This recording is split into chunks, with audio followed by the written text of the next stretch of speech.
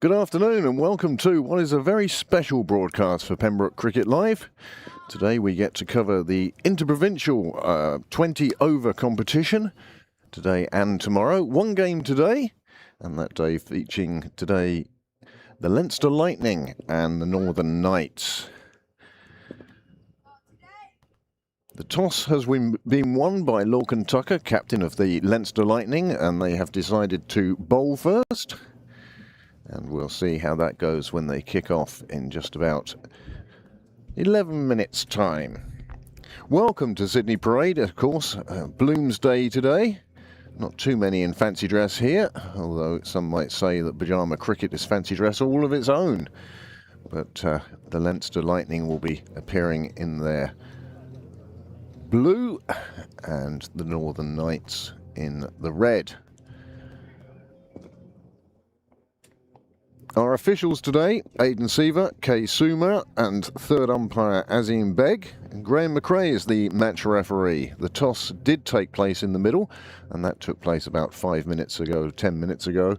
And as I say, Lorcan Tucker calling correctly, or rather the Northern Knights captain calling incorrectly. But either way, it means that we will see the Northern Knights with the bat first. This is technically Game 7 in the interprovincial 20-over competition. I can tell you that only one game has been completed, and even that was reduced to 16 overs a side. That took place in Breedy a while ago, and the Leinster Lightning were the ones who emerged victorious in that first game against the Northwest Warriors. As a result, the table looks a little strange, with only one game having been played out of 6. Two of the games in Breedy were rained off, and then, of course, due to recent external reasons, the festival in Lisbon did not take place last week. However, we have had good news from Cricket Island on that front, in that Lisbon festival will be rearranged for the end of July. The exact dates you'll be able to find on the Cricket Island website. So Pembroke hosting the third festival, and although this is Game 7, we actually would think of it more as the possibility of a second completed game. That first game, as I say, took place in Breedy. The Leinster Lightning put up 179 for 9 from their 16 overs, and in reply, the Northwest Warriors 159 for 6. Today's scorers, the ever-dependable Stella Downs and Angela Mooney, and they'll be looking after that side of things. For regular watchers of Pembroke Cricket Live, you will notice a difference in our graphics today. Cricket Island use NV Play for these interprovincial games, and indeed the All-Ireland games. However, Niall and myself and Pembroke Cricket Live unwilling to pay what would be an astronomical sum to have access to NV Play. As a result, we will be depending on the public side of the scoreboard. There's a few spectators in, I'd say half a dozen, who aren't contractually bound to be here, and we'll wait and see what happens with them. The weather in Pembroke is, well, it's warm. It is cloudy, but it is also warm. Complete cloud cover at the moment, no blue skies, but we shall wait and see how things progress from there on in. Niall has set up a 4-camera system for us today. We will be getting the inline cameras from both ends, and then both ends have an additional camera, one of which does ball track once Niall's operating it, and the other one which is fixed but will probably mainly use for replays. There is one umpire out in the middle at the moment, and Dale McDonough is currently going out and putting out the 30-yard circle, which I suppose he could do in his sleep at this stage. The Leinster Lightning team that we will see in the field, captained, as I have said, by Lorcan Tucker, Harry Tector, Krista Freitas, Stephen Doherty, Jaya Mundra, Matthew Hollard, Tim Tector, Fionn Hand, George Dockrell, Gavin Hoey and David Delaney. Martins is 12th. Matthew Humphreys captains the Northern Knights and Cian Hilton keeps wicket for them. And then Ross Adair, Cade Carmichael, J.A. McCollum, James, Morgan Topping, Tom Mays, Carson McCullough, Cian Robertson, Reuben Wilson, Swart and Dwyer. They've named 12 players and a 13th. You can see the Leinster players preparing to take to the field now.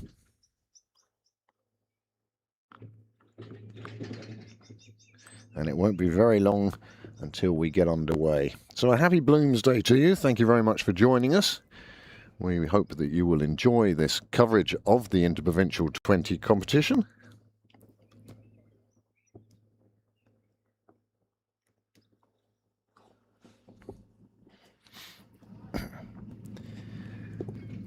And we shall see how things progress.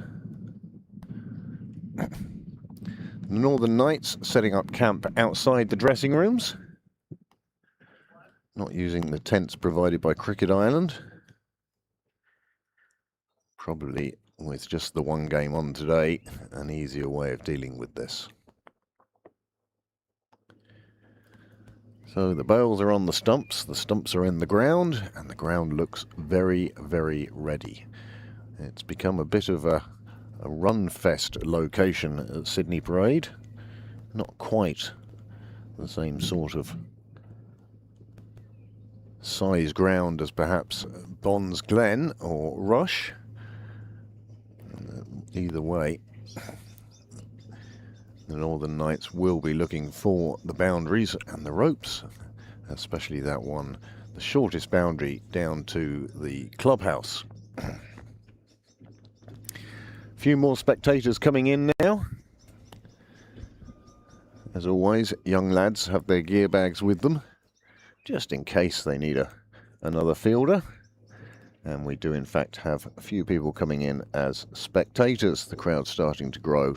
And why not? Interprovincial cricket, we get to see the cream of the crop, and we shall see how the game progresses. As I say, the Leinster Lightning currently top of the table, but with one game played out of 6 so far, with 3 of those to be rearranged. Well, the table really doesn't reflect anything, and far too early into the competition to draw any conclusions from that. And again, because of only one game so far, the statistics associated with these two teams, well, there's not too much in there that you'd want to say won't change. George Dockrell, the leading run scorer with Ralston, both of them having scored 57 in that one game that took place.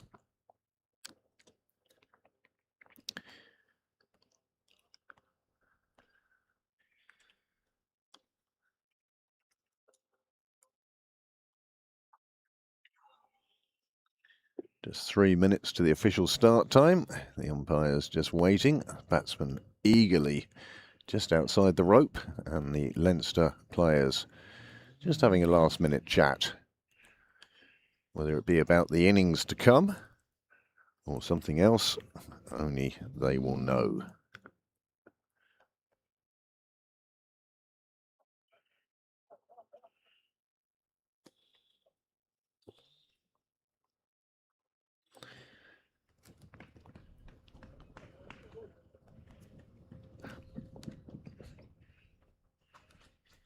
The live chat is always on Pembroke Cricket Live. The live chat is open. However, due to the special occasion that this is, with it being an interprovincial game, the live chat is only open to people who have been subscribed for a week. So our regular viewers will be able to contribute on the live chat, should they so wish.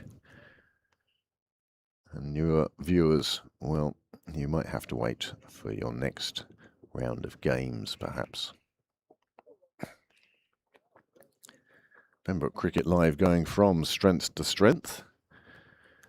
1,500 and, well, last time I looked, 63 subscribers.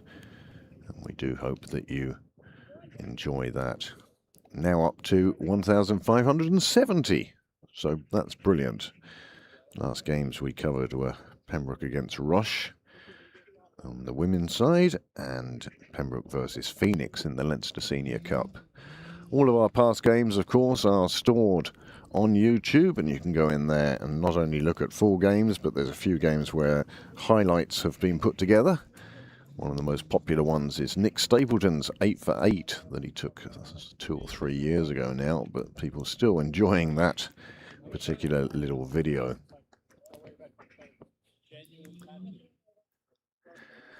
So, the players are in the middle, they're ready to go, the umpire's ready to go, he checks with the scorers that they're ready to go. Come on, Jai, come on, lad! And we're about to get underway.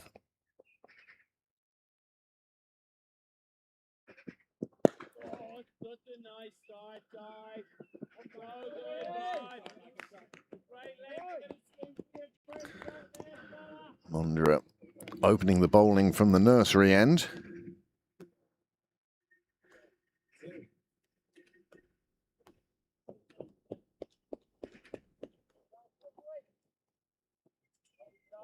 Top class there, Tiger.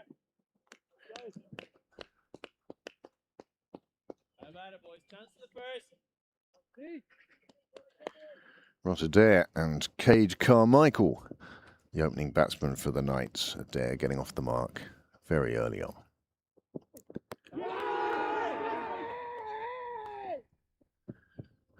Large appeal reverberates around the ground.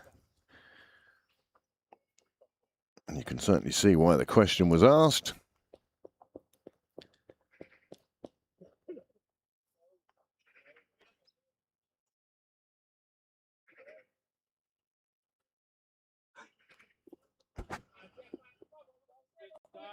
Get ready for the janky score.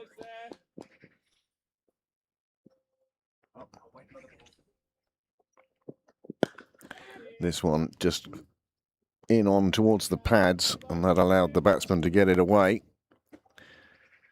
Lovely start here, Jai. Lovely start, fellas. Wanderer off to a good start. That one just drifting, as I say, a little bit onto the legs.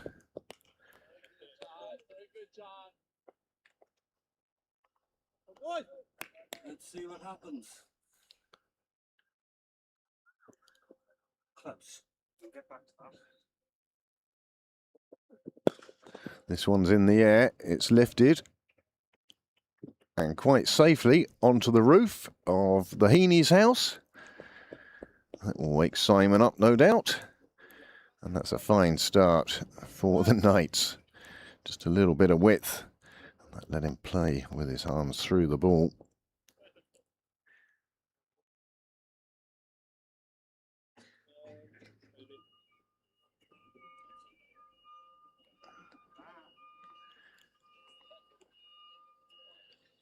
Absolute super shot, giving himself the room, playing through the arc of the ball and sending it, as I say, on its way to the Heaney's roof. No doubt Simon will be looking to get that ball signed later on.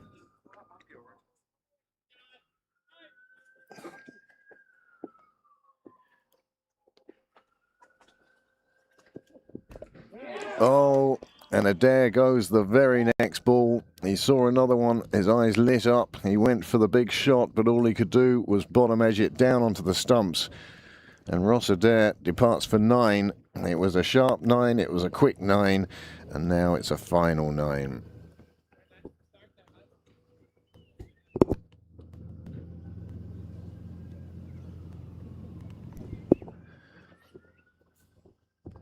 First wicket goes. Score 10 for 1. Adair departs in the very first over, and you can see he jumped back to give himself room, and all he did really, once he had a bottom edge, it wasn't going to be his day. So with 5 balls gone in the first over, The Northern Knights find themselves 1 wicket down, albeit with 10 runs on the board. Just gave himself too much room. It was much wider than he thought it was going to be. And as a result, he finds himself heading back towards the pavilion.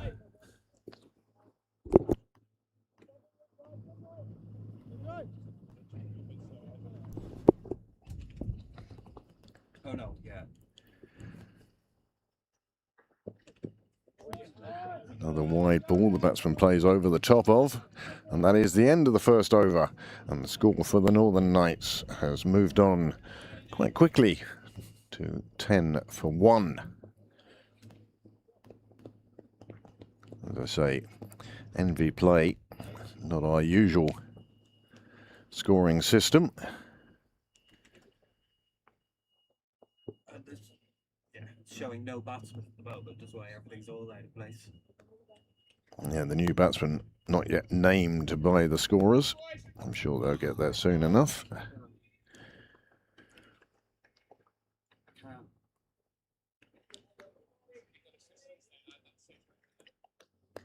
James McCollum coming in at number 3.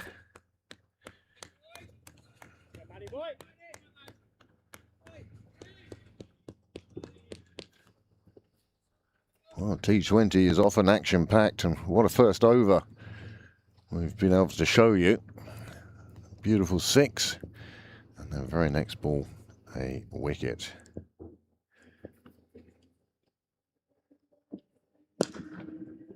Well, that is just slapped away to the leg side.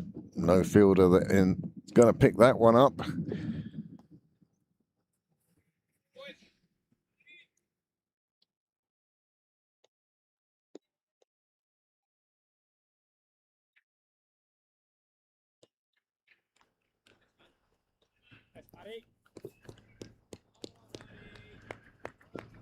Oh, I said not having the best of luck this week. Out for 5 in the All-Ireland Cup and out for 6 here. That one getting past the edge of the bat.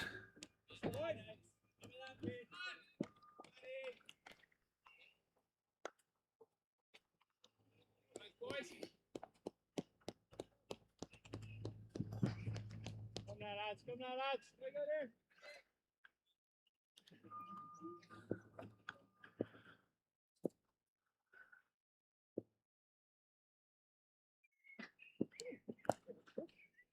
Another one that beats the ring, but on this occasion they do find the sweeper.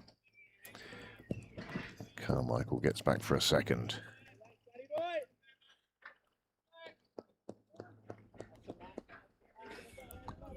Bit of a breeze coming in from the west. It is bringing in this cloud cover, but it's bright cloud cover and it's high cloud cover, so I do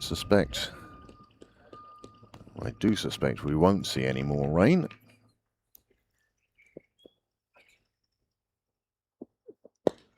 That's well dug out by the batsman.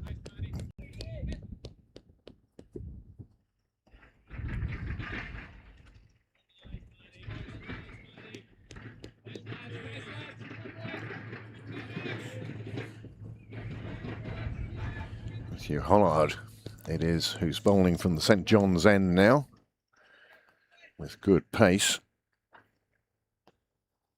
I'll see if I can fix it.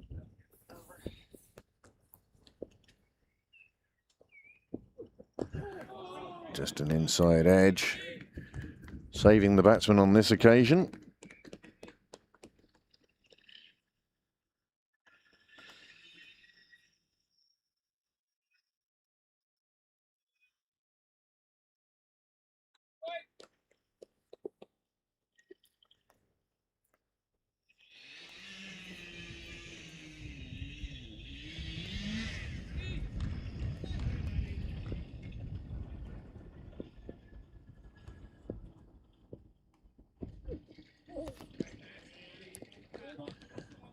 If you're going to slash hard, that is the end of the second over.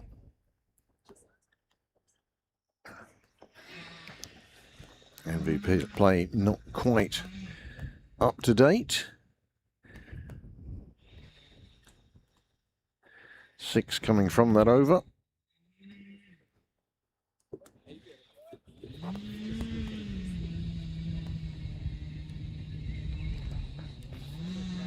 As I say, few spectators in now. 1 or 2 dozen people taking time this afternoon to come and watch. Oh, it's so good, Di. So good, fella. Good.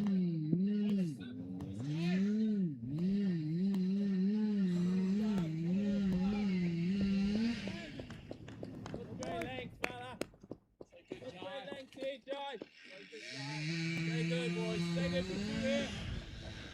Stay on them for 2 here, lads. Come on.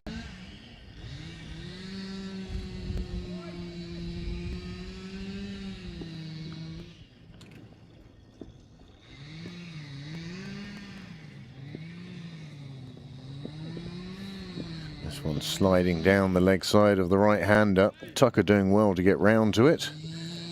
Short boundary behind him.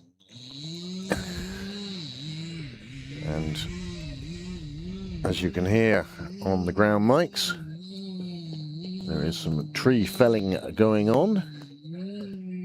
Pembroke undergoing a bit of a redevelopment on the ground to improve the net facilities.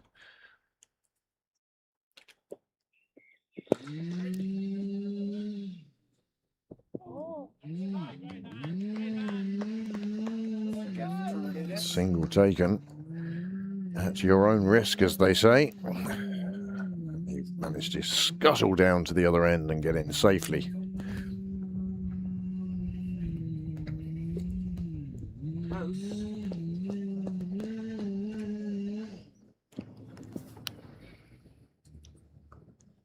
Might have to do it for now. Oh, Di. Love this. Love this. Again, Real good. just dropping it behind square on the offside, taking a single, turning over the strike. Bit of a rebuilding moment for the Northern Knights. And of course in T20 you don't get too much time in which to steady the ship.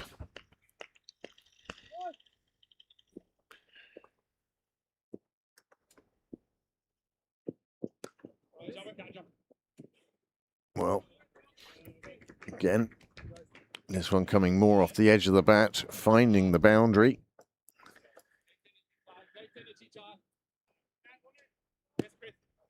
Weight of slip. Nicely placed down towards us here in the media centre.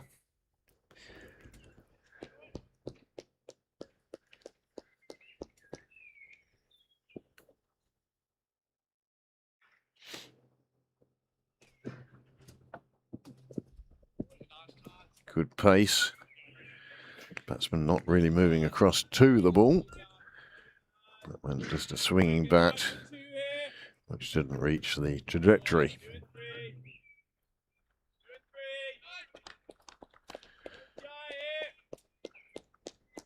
Northern Knights going along at 9 and over at the moment.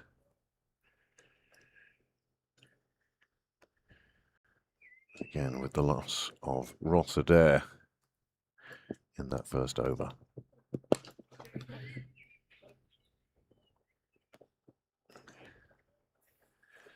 Well, the batsman absolutely confident that once he cleared the ring it was going to run away to the fence. It did from the final ball.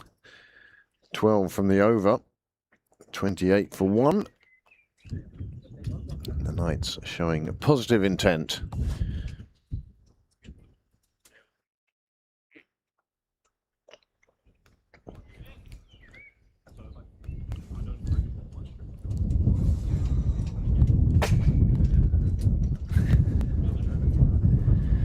You can hear there's a bit of a breeze on the ground, but it is a warm breeze. And I would certainly recommend, if you can get out work at all early, to get yourself down here.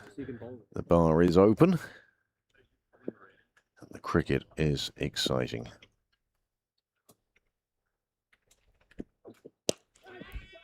Oh, that's a bit wide. Bat thrown at it. Single taken.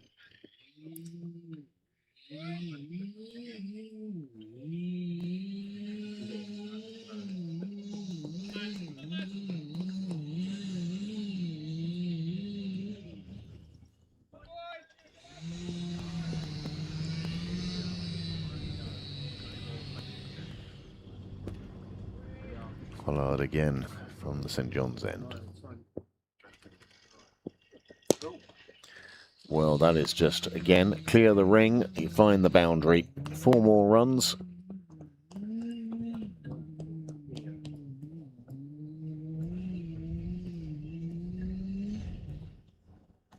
Not giving himself too much room, staying in line, playing it with a straight bat, and getting enough of it that once it cleared the ring, it was going to run away for a boundary.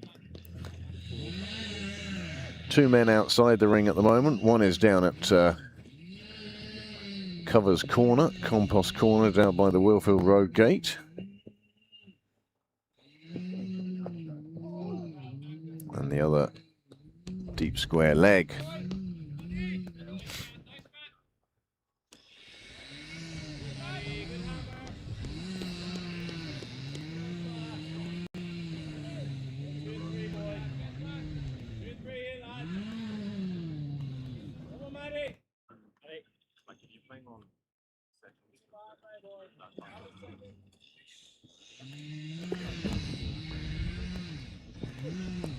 Well, T20 brings out the unusual shots, and on this occasion Carmichael was looking for the clubhouse, tried to scoop it round the corner. Instead it went flying straight to the fielder, and another catch and another wicket falls, and the score now 33 for 2.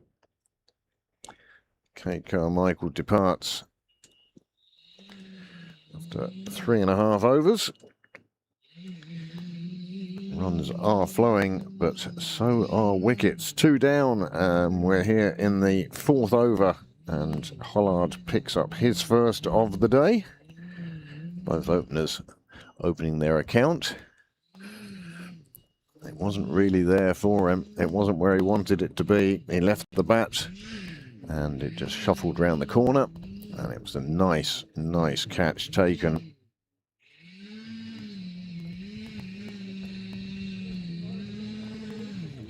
Partnership of 23 came quite quickly, as did the first 10 runs. That is a super catch by Moondra round the corner. And those 20 runs for Cade Carmichael, coming off just 14 balls in 15 minutes, and included 4 fours. Next in, wicketkeeper Cian Hilton.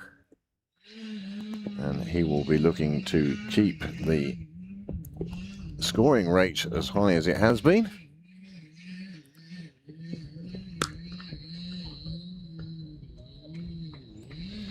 And he does exactly that straight away by carving his first delivery square of the wicket for 4 runs. You can hear that there is a bit of a breeze and there is a bit of chainsawing going on.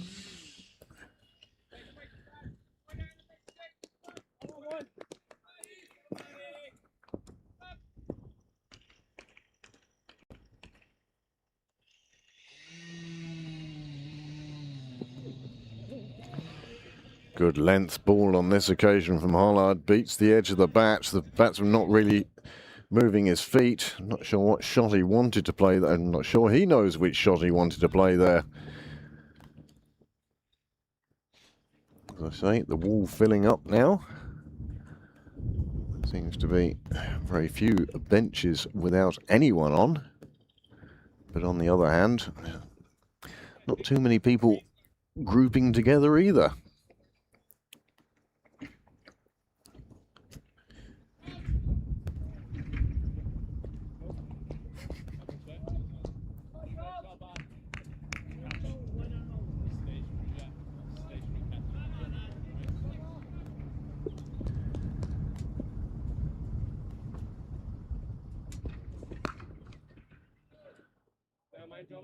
Well, first change of bowling by the Leinster Lightning.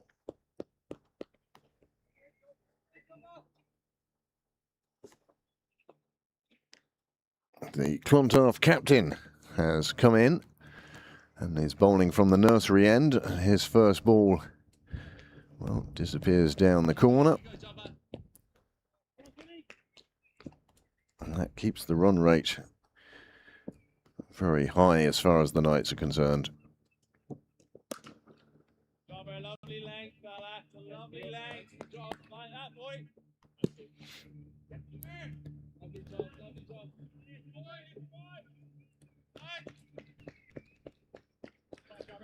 Morgan Topping is the new batsman in. I say new, he's faced 2 balls and hit a 4 already.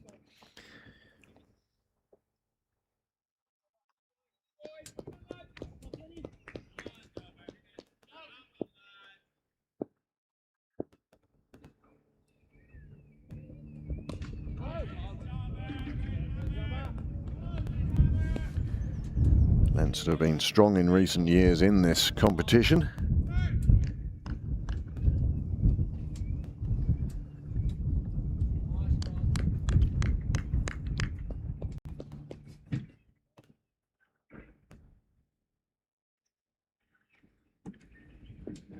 Column and Topping will want to spend a few overs at the crease.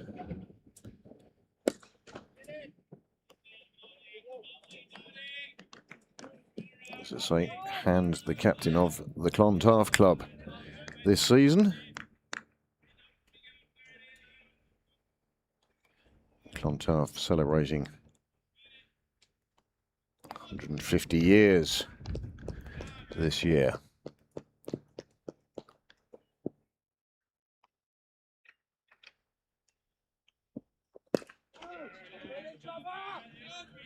Good ball from Hand. Recognised by the batsman as a good delivery. Left it well enough alone.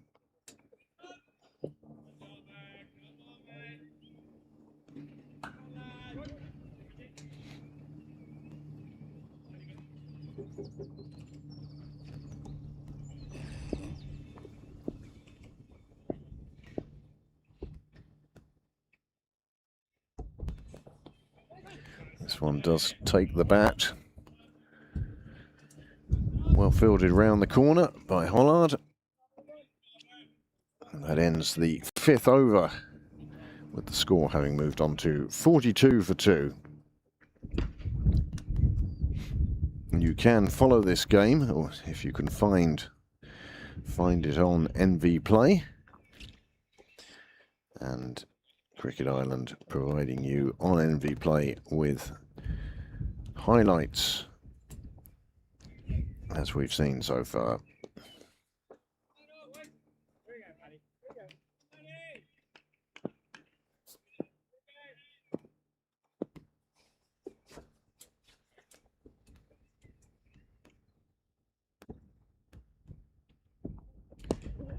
Oh, this one's lifted and has gone a long way. That's not coming down anytime soon. Super shot, 6 runs.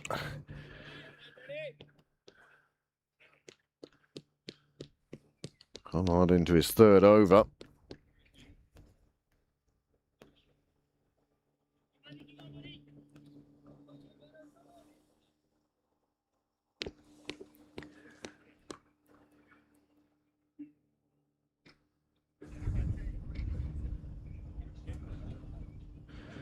There's the replay of that shot, got nicely underneath it. Didn't really have to do too much.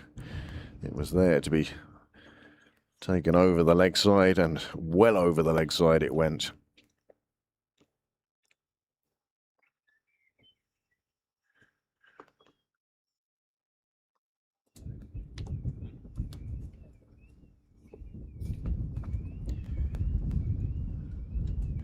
Third umpire, Azim Ali Beg.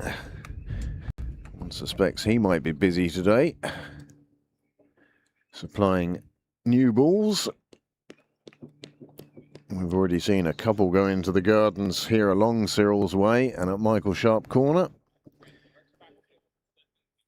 as the Northern Knights look to put up an impressive score to defend.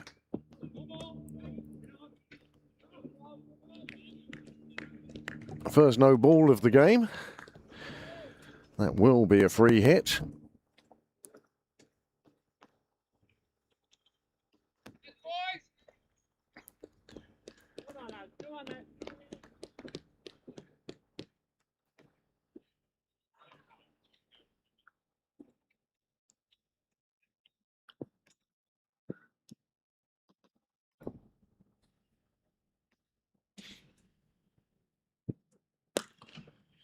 just wide of the fielder.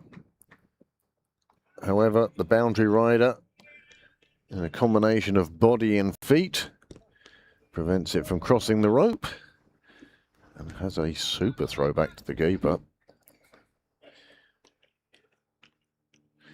Only when you see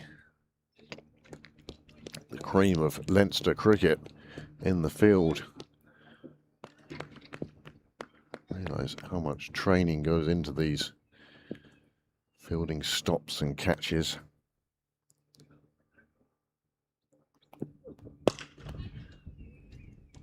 Well, that is the simplest of catches given. Topping had been looking good. He had cleared that fielder a couple of times for the boundaries, but on this occasion, a third wicket goes down. The score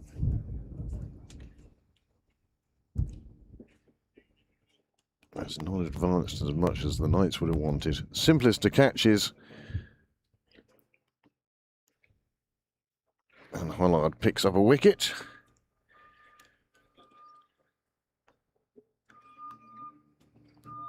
The length of the delivery, meaning he never really got underneath it. And Topping looking at the pitch.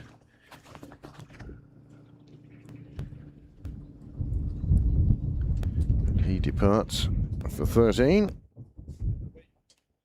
And a third wicket falls in the power play. So many times we talk about wickets falling in the power play. And 3 does put pressure on the batting side. Still another 14 overs to go. And just 7 wickets in hand now.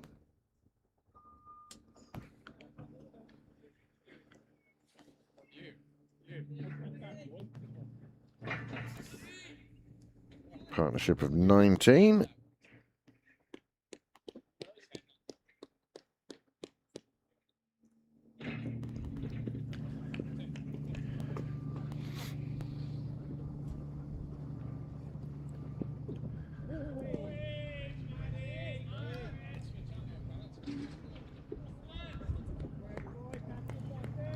Score on your screen hasn't quite caught up to what's actually happening. Charles Swart is the new batsman in. He joins McCullum. McCullum is on 8 off just 6 deliveries.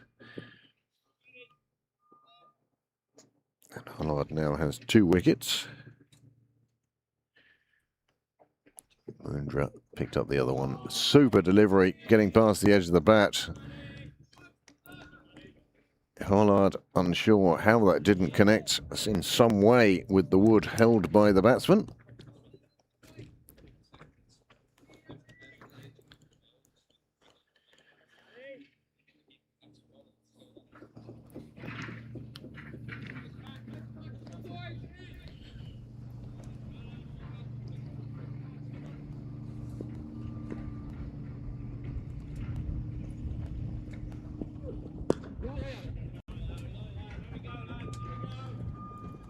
We haven't seen too many runs taken with a bunt. That's what happens on this occasion. And the score after 6 overs, 53 for 3.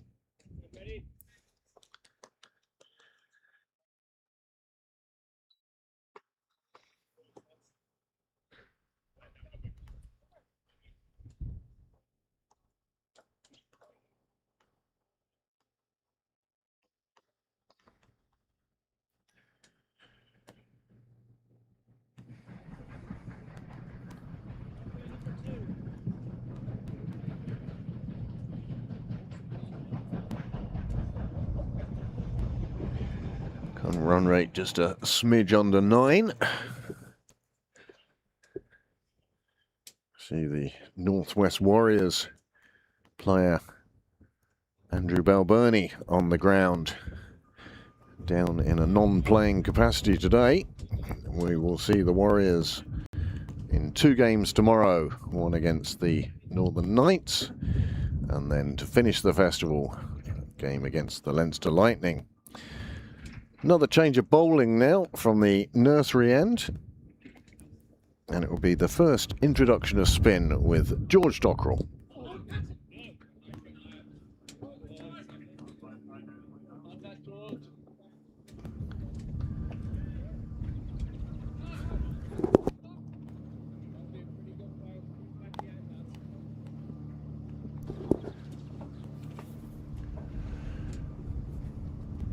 Just somebody walking across the sight screen, and now somebody cycling across the sight screen.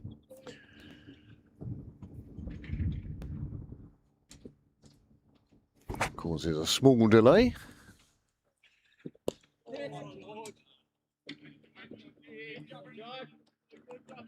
Of course, this being the 7th over, Leinster Lightning able to put more fielders outside the ring. It does open up opportunities for singles inside the ring as well.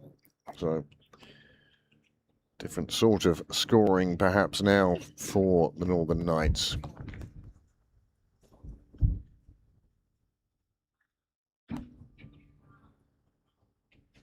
Fascinating passage of play now.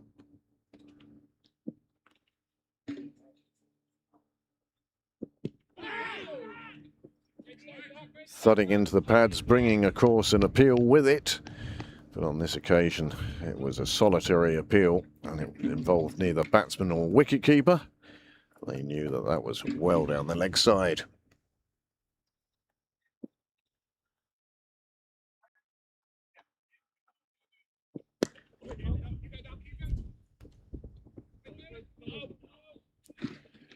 Dockrell does his own fielding.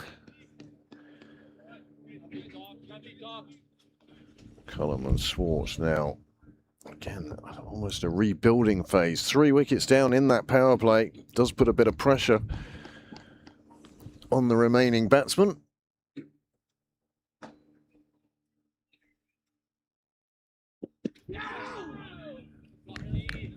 Another question asked.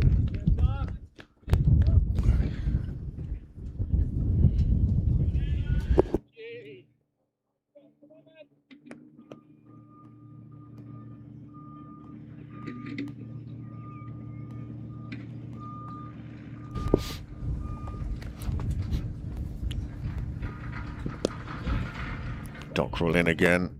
Another single taken. First one not taken with any great pace. Meant that there was never going to be a second there. That is the end of Dockrell's first over, and a successful over for him. He'll be happy enough with that start.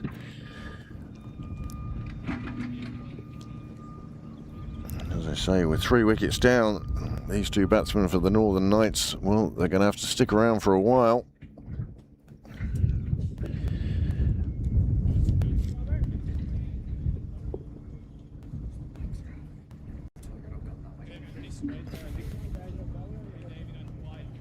.56 for 3 off 7. An excellent over for Dockrell and for the Lightning. Just 3 runs coming from it. Could it be that spin is the way to go today? Tucker thinks so, because he has asked Gavin Hoey to come on at the St John's End. Gavin Hoey fresh from a fifer up in Wallace Park at Lisbon at the weekend in the All-Ireland Cup.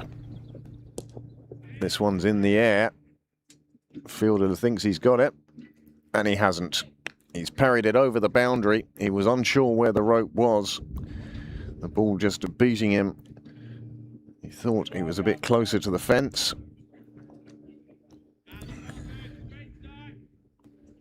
And it was a miss-hit that's gone for 6. Not the ideal start, and such a thin line between a 6 and a wicket. And it makes a big difference to the scoreline.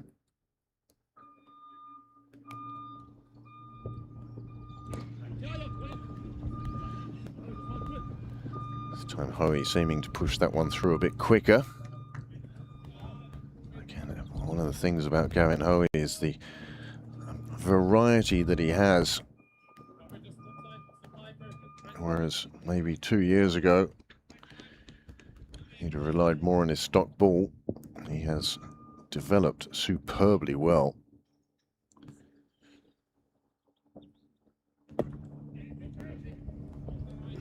Nice length, just a bit of width, resulting in another single.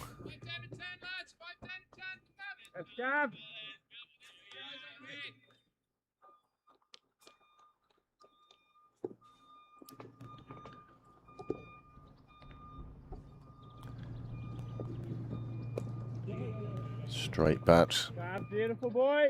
Brings 4th. Just the one run.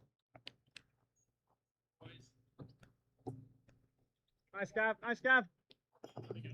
Plenty of encouragement for young Hoey from young Tector. Tim down at long on. Could be busy.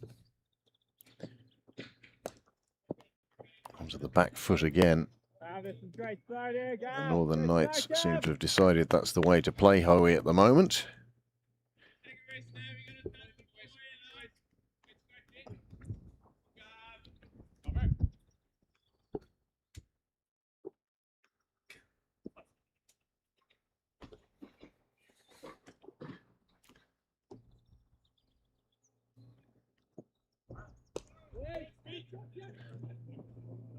Well, fielded in the ring on this occasion. A diving stop, but it can't stop the single, and neither should it.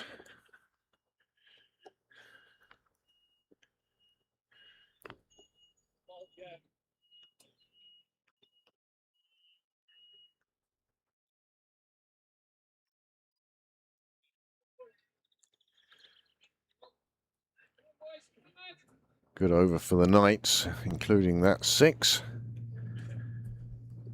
When they took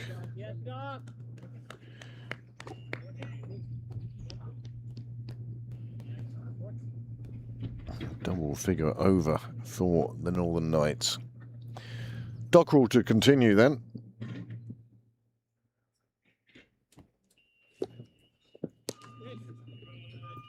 And again, the preference is to be on the back foot at the moment from the Northern Knights bats against spin. Play the ball out into the gaps. Takes the score on to 68 in the 9th over.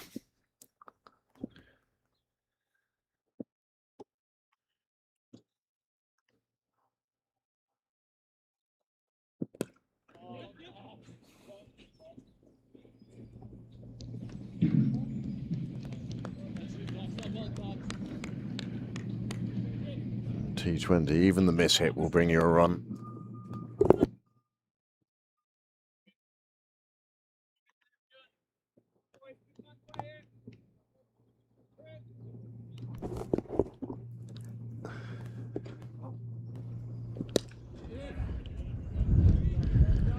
As I say, the background noise you hear of the redevelopment of Sydney Parade for both cricket and rugby.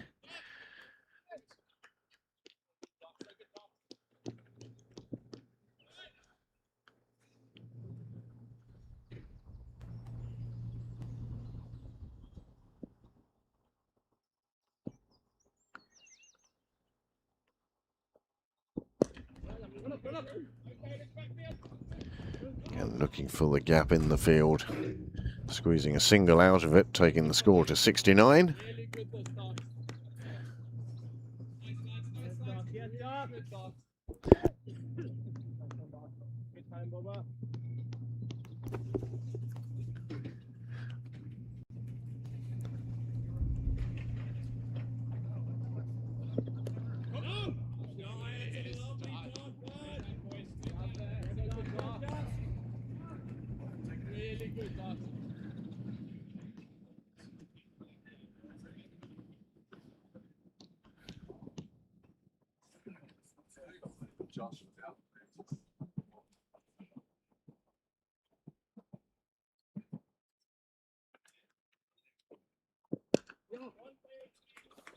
And Swart playing from the back foot. Singles won't worry the Leinster Lightning too much. End of another George Dockrell over. Score now into the 70s. Live scoring on your screen, slightly behind the live action.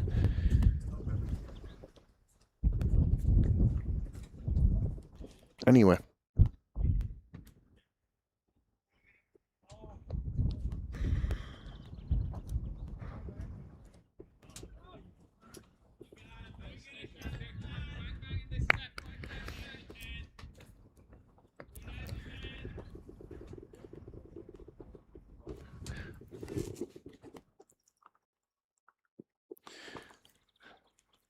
Hoey to continue from the St John's end.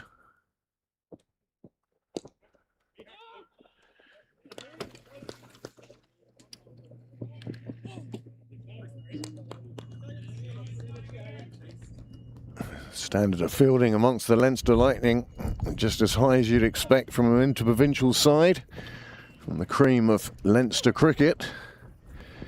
And I suspect we'll see the same later on when the NC use Northern Knights to demonstrate their prowess.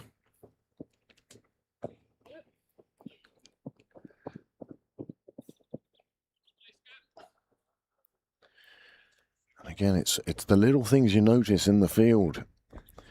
Even though that was a miss hit down and they went through for the single, Tim Tector from long on was already moving to where the backing up needed to be.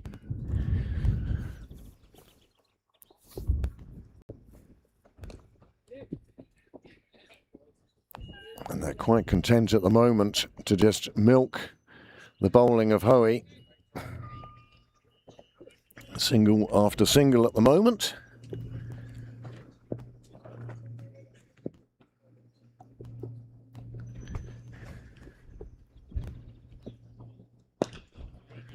Now Tim Tector having a ball of his own to field.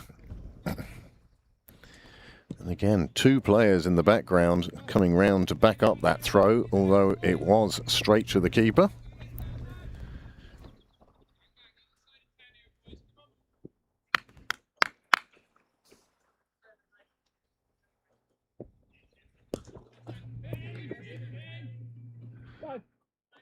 Oh, falls between three fielders. How often we see that happen.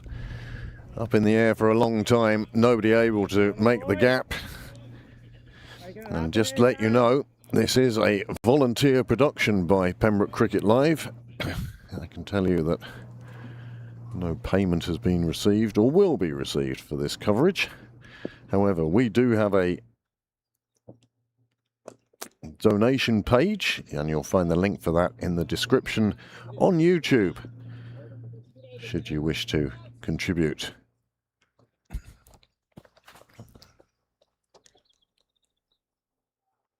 Another over goes past. We're now halfway through the Northern Knights innings,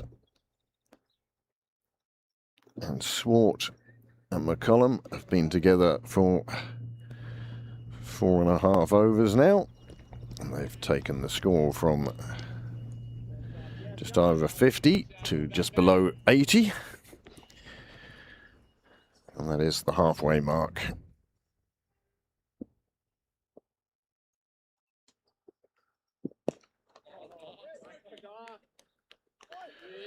Dockrell into his third over now.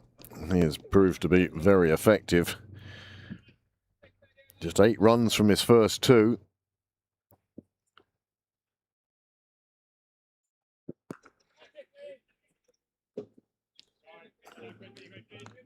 Christopher just doing some fine work down along the dugouts. The southernmost dugout. Picking that one up on the first bounce.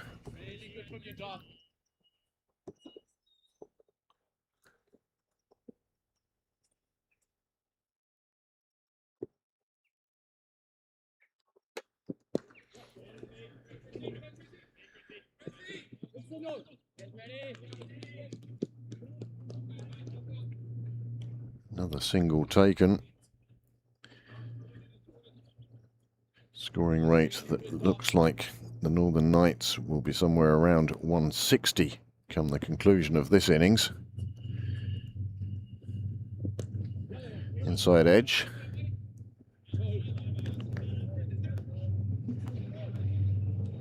There are the new dugouts.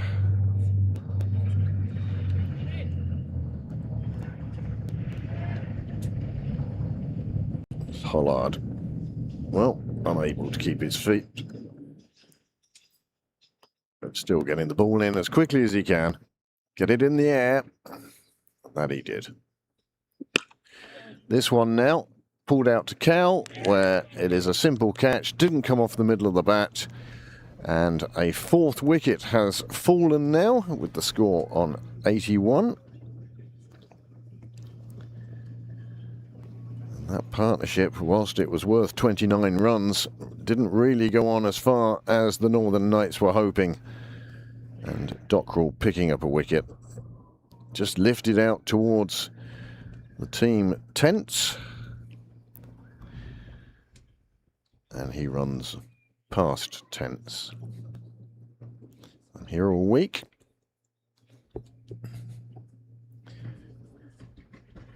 It's a very slow walk back to the pavilion.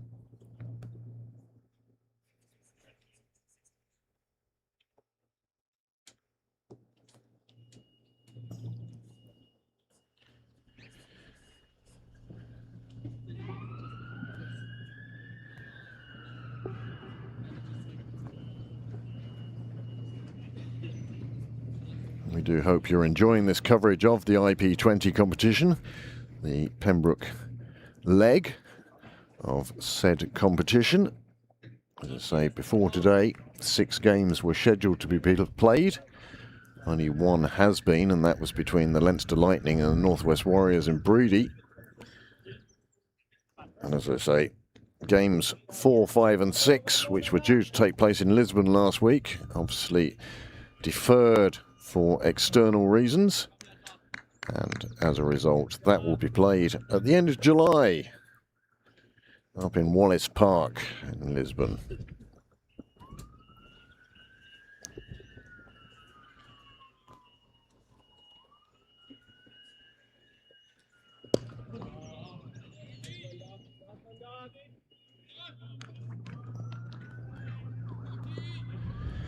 It's Gavin Hoy who took the catch for George Dockrell. Safe pair of hands down there. And now it's Cian Hilton who has joined in the middle. And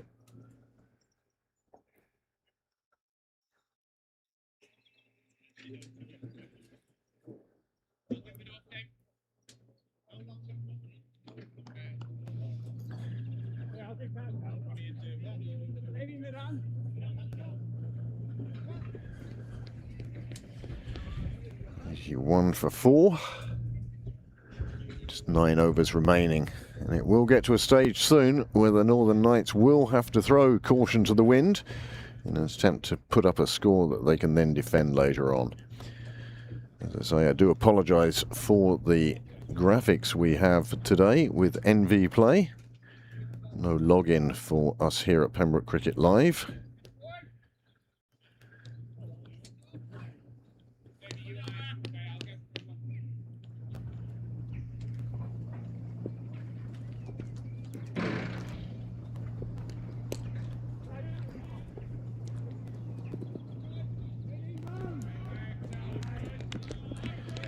And on for his second over, the 12th over thus far.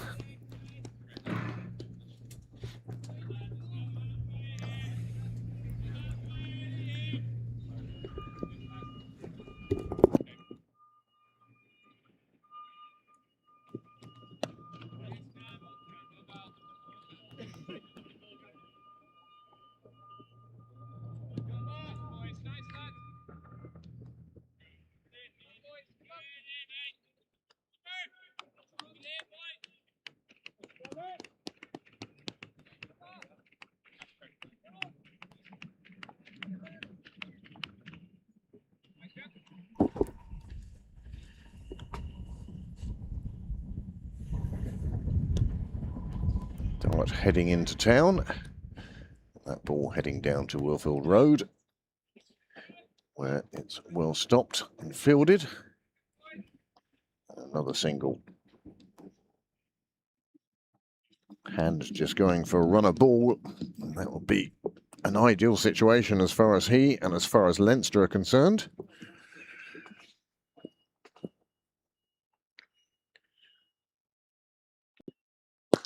Smash down the ground. Oh my word, what a piece of fielding that was.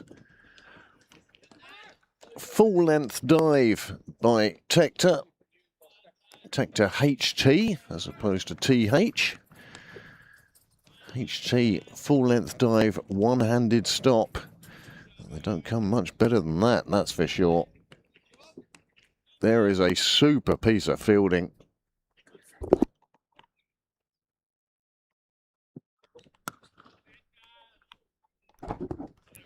Slightly simpler fielding out on the boundary on this occasion. That was a great piece of fielding by Harry Tector. Sort of thing that lifts your side, that's for sure. Live chat on the Pembroke YouTube channel is open for your comments.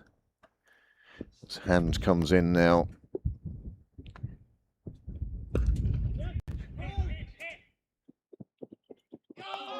It's a big dive, and it needed to be.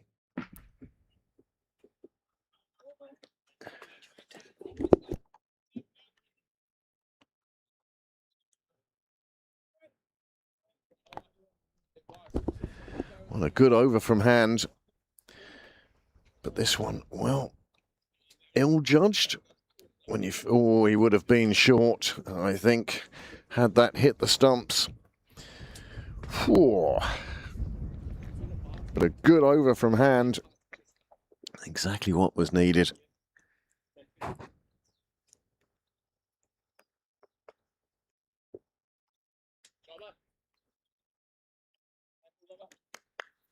Dockrell then to bowl his fourth and final over, and that will be the 13th.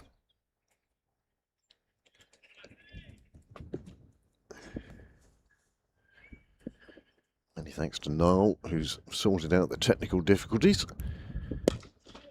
Well, that's a nice shot down the ground. It will be one bounce into the fielder's hands, and one bounce into the wicketkeeper's hands. Wicketkeeper then spoils it all by throwing it back to the bowler on the full.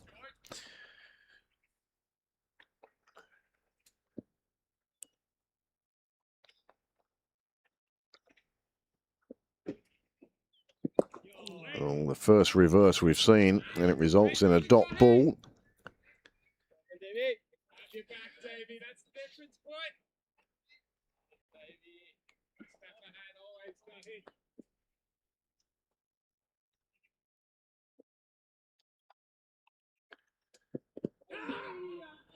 Thudding into the pads.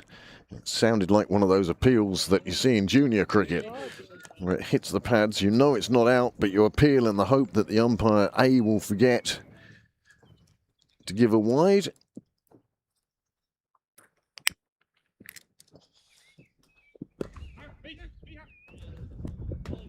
Another nice bit of fielding. Tector is on form today, that's for sure. A few spectators down in Con's Nook, including in the green hat. You see Boyd Rankin, head coach of the Northwest Warriors, just down to keep an eye on the other two teams, see what he can pick up, see what he finds out about the wicket.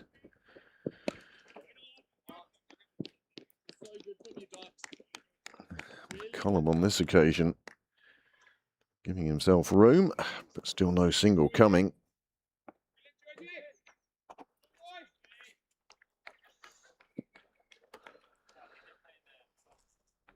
And so often you see taking the pace off more successful.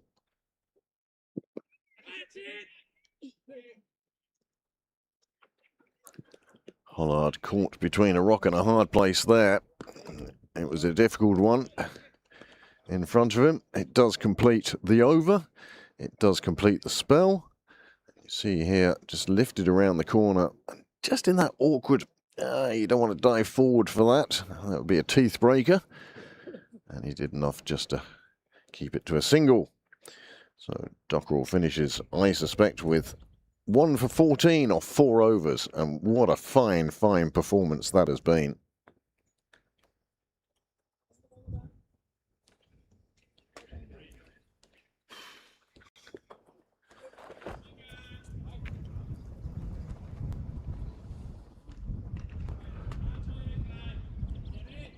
Horry returning now for his third over.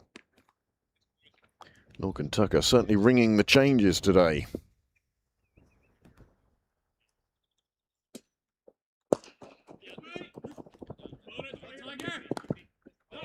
You see Tiger Tector eating up the ground, one-handed pickup, making sure nothing more than a single was taken. And you had the fact that he's standing in front of the ground mics. You heard his feet crossing the ground at great pace.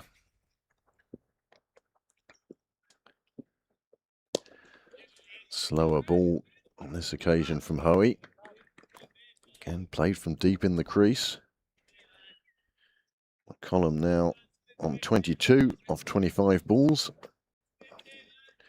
Cian Hilton scoring at about a run a ball.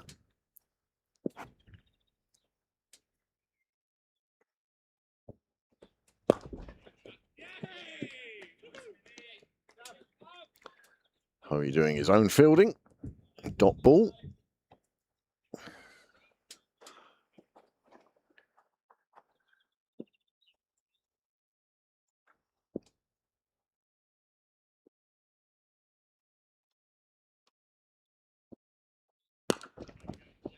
Another one just played straight back to him. As I say, this game brought to you by Pembroke Cricket Live.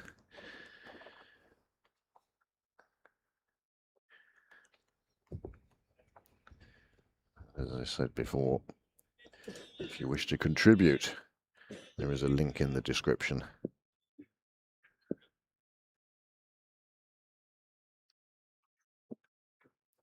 And then we can send Niall to Amazon as Hoey picks up the simplest of wickets. Tossed it up, tossed it wide, and the batsman, having given himself space, well, all he could do was lift it in the air, and another wicket falls. Fifth wicket goes down then, with the score on the screen. 93 for 5. Hoey picks up his first wicket, tossed up wide. Batsman threw his bat at it, but couldn't get over the top of it, and all he could do was lift it, and the catch safely taken. And a fifth wicket falls. A really wide delivery. Would have been signalled wide, one suspects, but instead of W for wide, it's W for wicket. And the fifth wicket falls, and that will certainly put a little break on any thoughts the Northern Knights had of going after Hoey. No, we'll see. That's the other thing. That's not. I haven't. So sale agreed, but contract.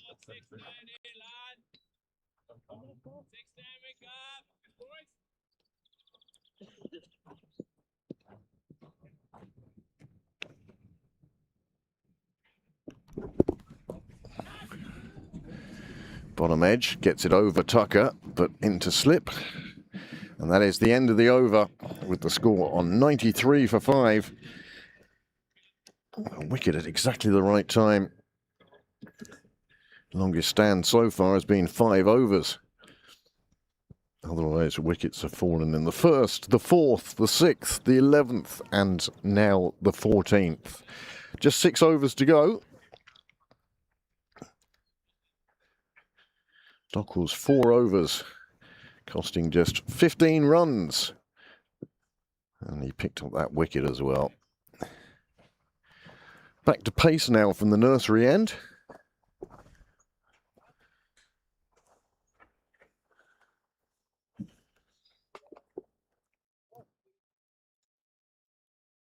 Hoey 1 for 19 off his 3.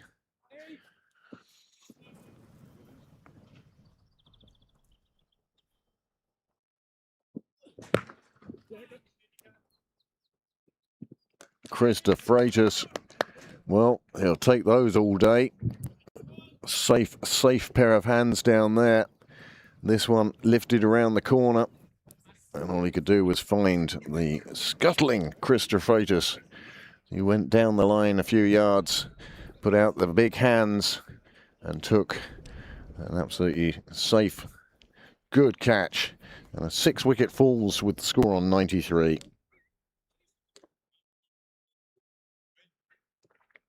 This is Hollard's last over as well.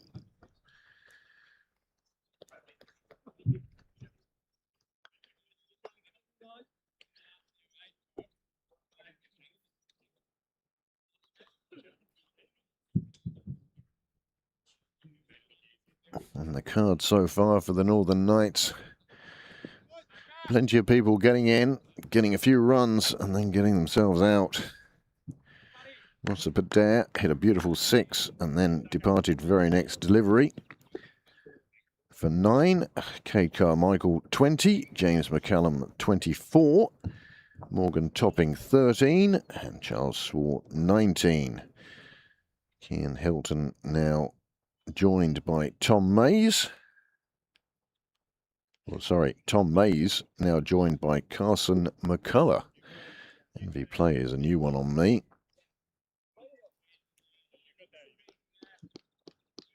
And Hollard has now picked up 3 wickets for just 25 runs. And he's now in his final over.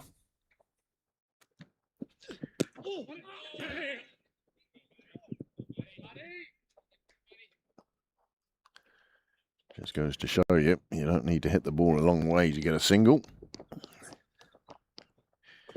The last 5 overs have seen the Northern Knights score 20 runs for the loss of 3 wickets. And as I say, the taking of wickets really does slow the momentum.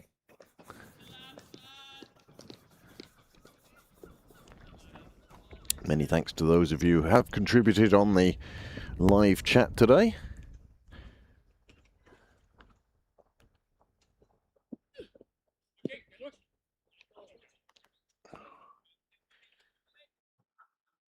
Unusual loss of control from Hollard on that occasion, perhaps trying to push it through just a little bit too much. Extras have been kept exceptionally low. Disciplined bowling lines. And on one occasion, one that was going wide was steered into a fielder's hands. Another wide against Hollard. Is getting the Knights closer to their, what must be their first target of 100 runs.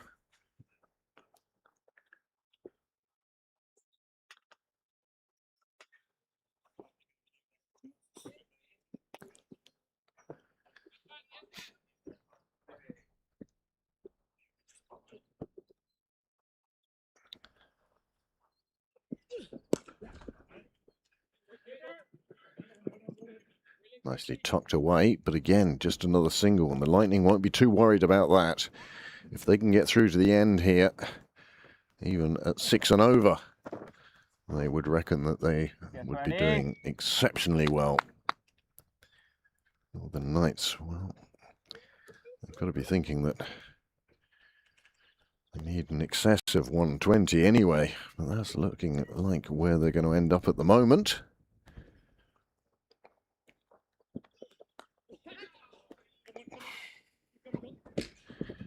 First boundary we've seen in a while. Hoey unable to stop that one crossing the rope. Short ball, just padded away, really.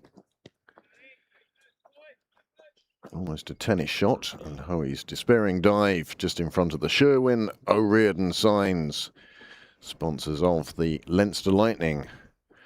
Whilst we're talking about sponsors, CJK, sponsors of Pembroke, and provide a lot of assistance there.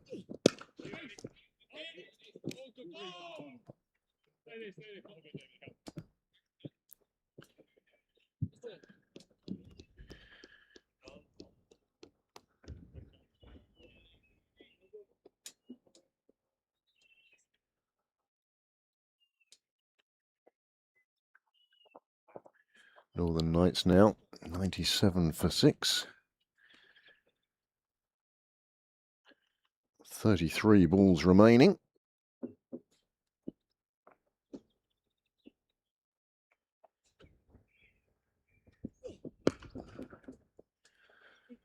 Shovelled around square. De Freitas will do the fielding. Throw just over the top of the stumps, one bounce. But the batsman safely home.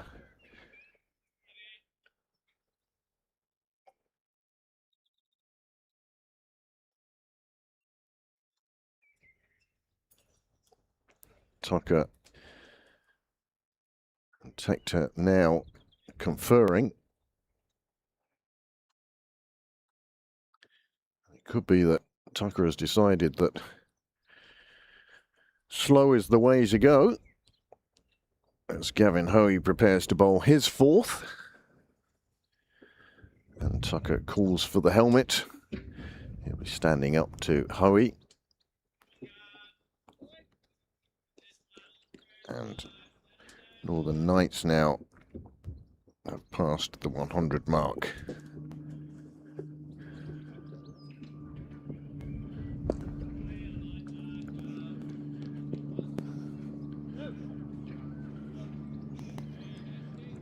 McCulloch and Mays be looking to steer the Northern Knights home to the end of 20 overs now.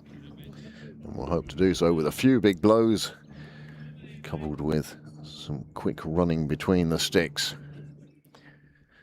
Pembroke flag sort of half erect at the moment with the breeze coming across the ground. But again, it's not the coldest of breezes. Good sized crowd has joined us. Internationals Barry McCarthy, Andrew Balbirnie on the sidelines.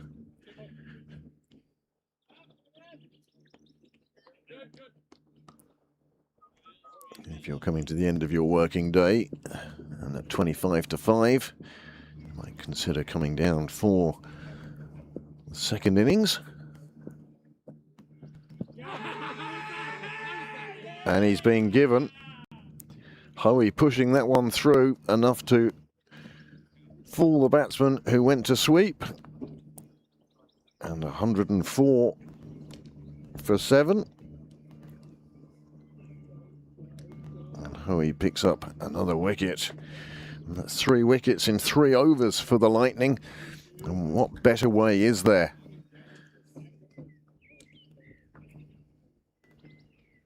Well, we're getting used to seeing that pose from Gavin Hoey.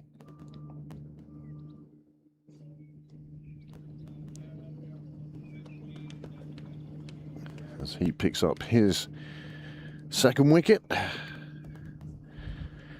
The Knights find themselves in a bit of trouble here with just the tail to negotiate the last 4.5 overs.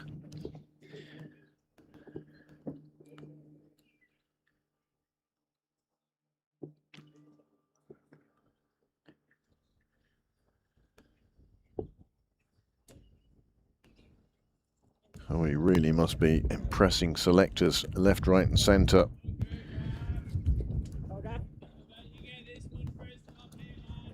Just with the amount of wickets he's taking, not only at interprovincial level, but also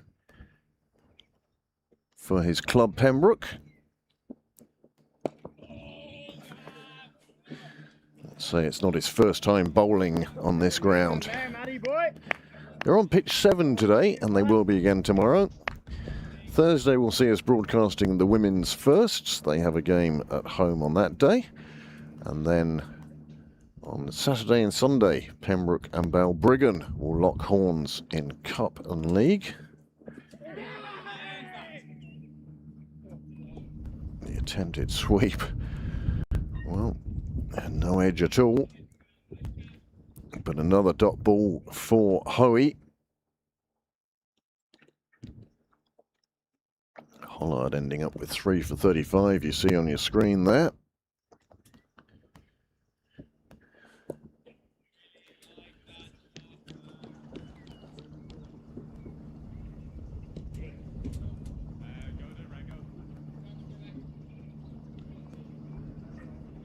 It's been a tight performance by the Leinster Lightning in the field.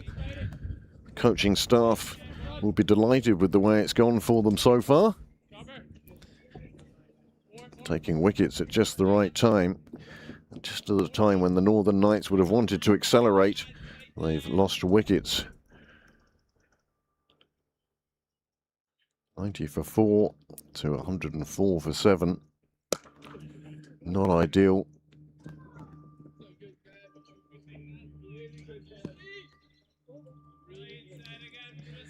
And Hoey finishes off his spell. 2 for 21.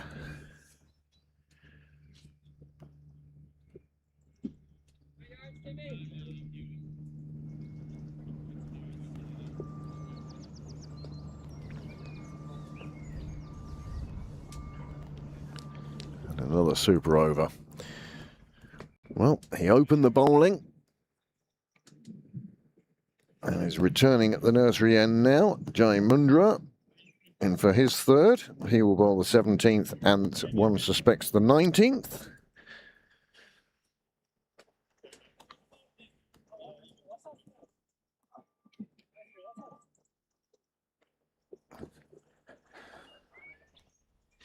Don't forget, of course, the Women's T20 World Cup continues tonight, especially from an Irish point of view. The Irish girls will be taking on England at 6:30 in Southampton.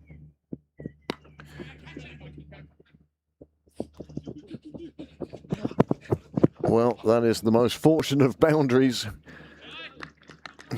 Hollard backpedaling furiously trying to get to it. Was unable to on this occasion, and it ended up running across the boundary.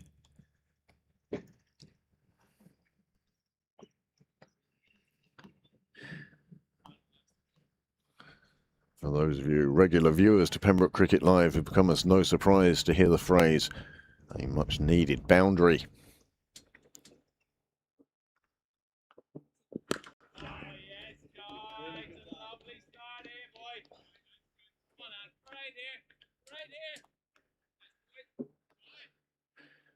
That first delivery, first shot really did cause Hollard to backpedal in an attempt to get there. By the time he realised he wasn't getting there, he was too close to the boundary to effect a stop.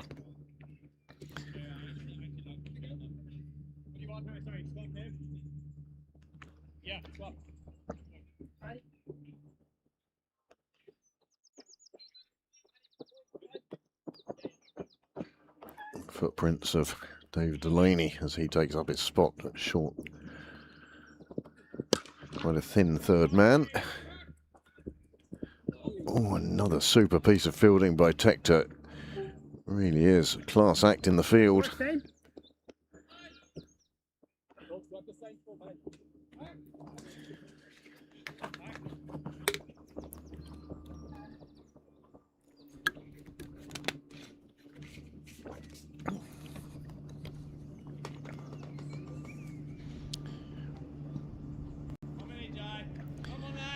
Matthew Humphreys and Tom Mays together now.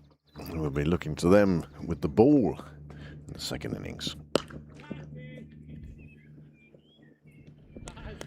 Well, De Freitas picks up another one, lifted down square of the wicket on the leg side. De Freitas is safe hands ensure that the 8th wicket falls.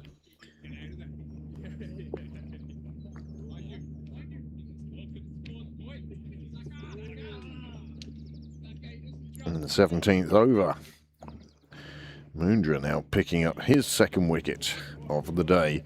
Wickets have really been shared around by the Leinster Lightning bowlers, and it's a few shots like this that have meant that the Northern Knights in a bit of difficulty at 1-1-2 for 8.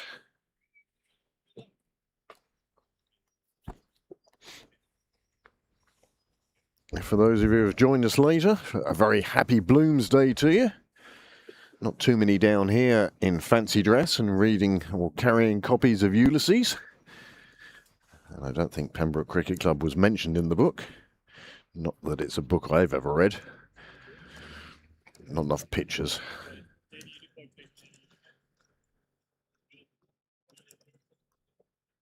Mundra now 2 for 28. Doing exceptionally well. There we go, Jai. There we go, Jai.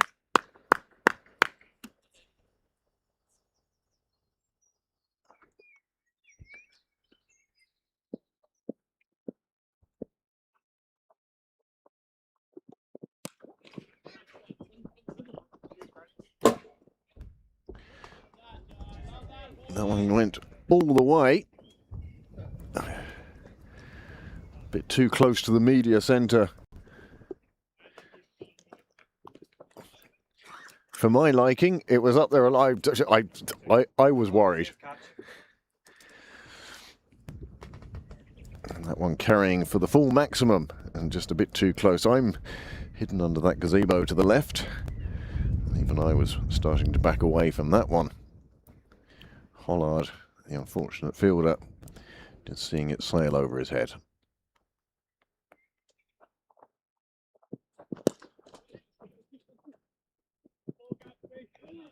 Robertson playing a firm shot out on the leg side. Good try. And that is a super over from Moondra.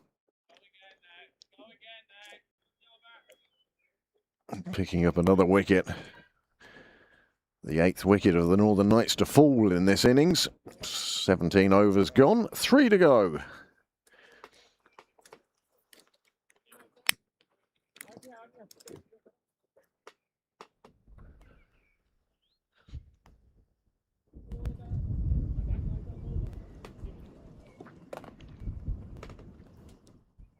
(119) for 8 now off 17.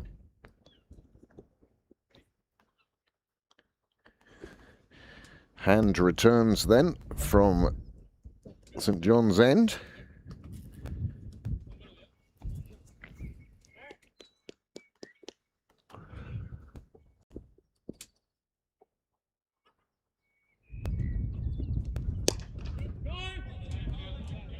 Exactly the start he would have wanted.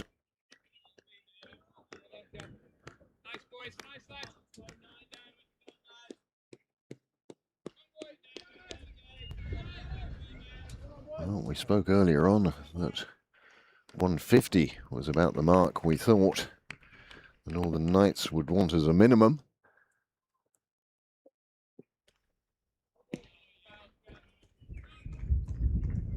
Just outside the blue line.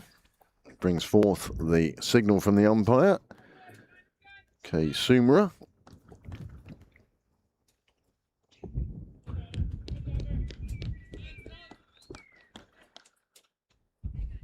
Extras really have been kept quite low. Just the 4 wides so far today.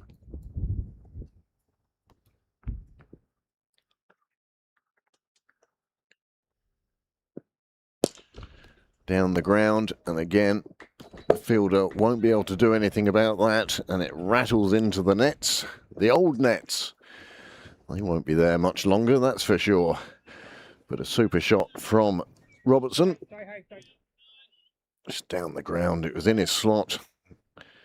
And despite the fielder, Delaney going backwards, it was always going to hit the net on the full. 125 on the board now.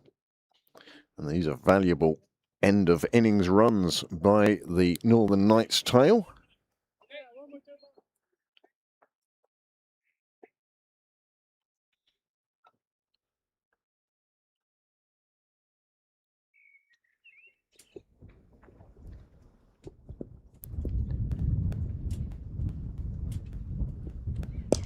Much fuller from hand on this occasion.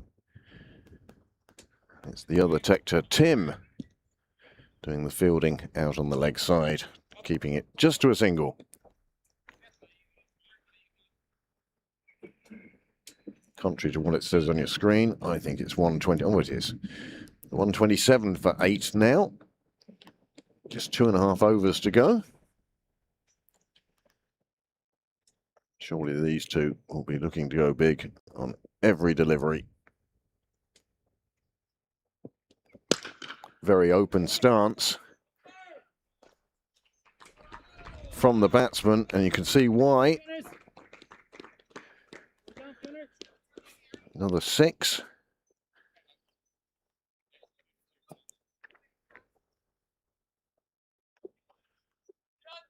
The Clontarf captain, well, when you're bowling the final overs, you do expect the big shots.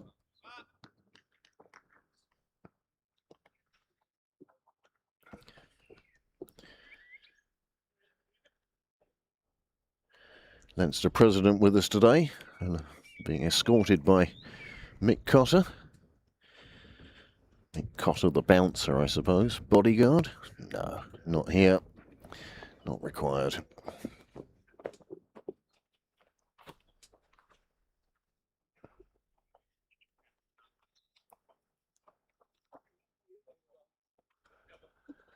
Umpire happy that the surface of the car park hasn't done irreparable damage to the ball.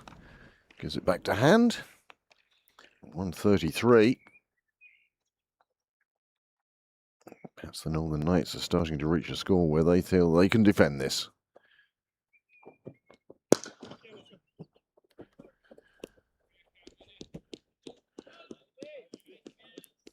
Delaney, who's been playing exceptionally well for Dublin University in recent times.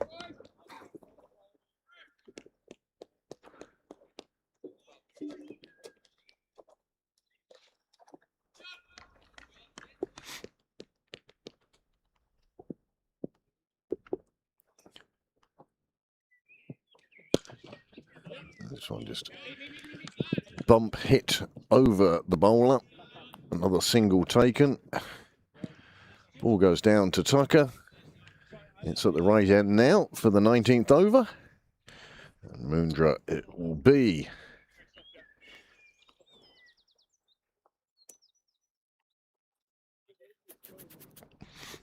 And last 5 overs bringing 44 runs for the Northern Knights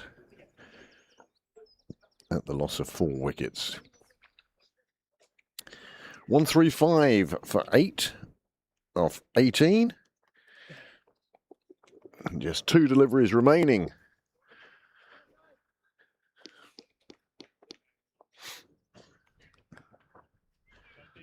Leinster Lightning would be pleased with the way this innings has gone so far. Come in, Jake. Come in, boys. Have this ball. Line down.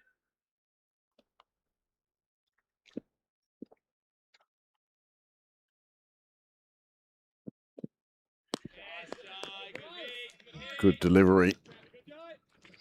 Pushing it across the batsman. Hey, this chance, boys. Take it with Jake.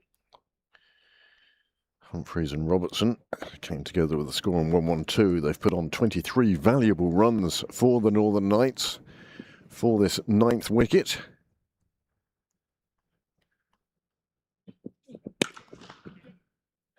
Hit down the ground and another catch taken, and it's that fielder again. HT Tector takes the catch, and Robertson departs, having put together, as I say, a very valuable little partnership for the Northern Knights. But it now comes to an end, and 9 wickets down.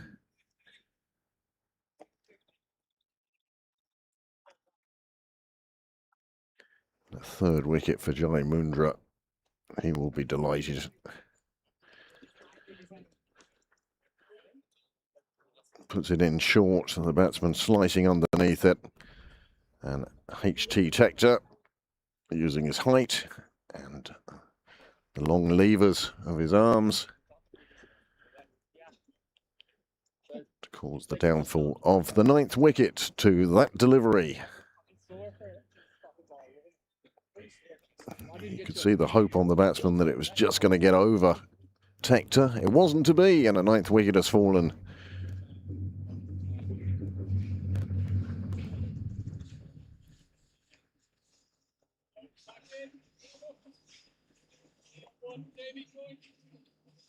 Now the Leinster Lightning would love to finish this innings off before the 20th over. Mundra himself, I'm sure, would love to pick up a 4th wicket. It's been absolutely superb. Opening the bowling and now bowling at the death.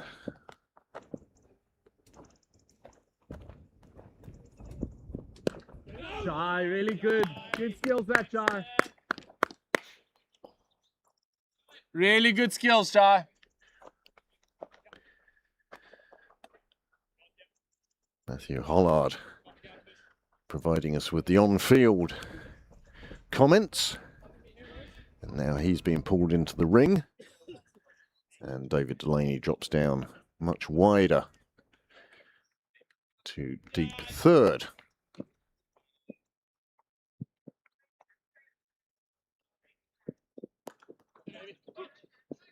Oh, Davey. Sorry. Oh, geez, to apologise for that one. reach the keeper on the bounce. Another run onto the total for the Northern Knights. And what do you think out there? Is 140 enough for the Northern Knights?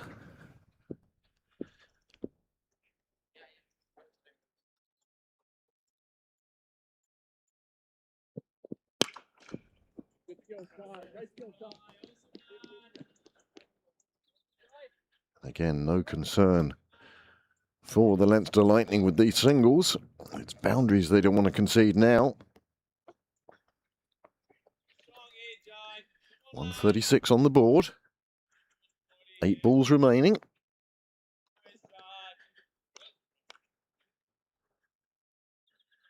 Nobody really getting in for the Northern Knights. Well, a few people have got in, but got out again.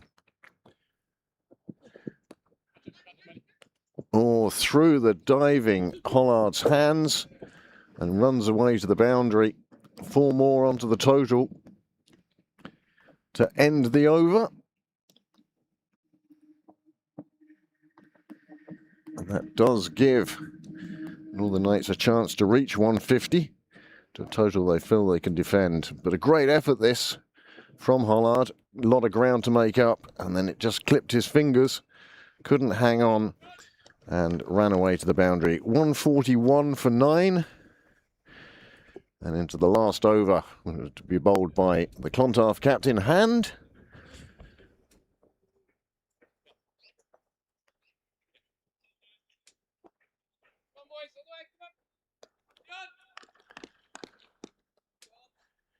There will be a 10-minute break between innings.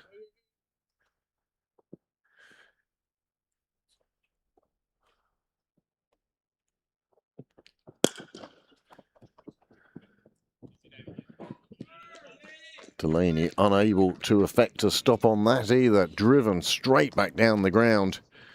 Another super shot. Opened out the front foot. You'll see Delaney.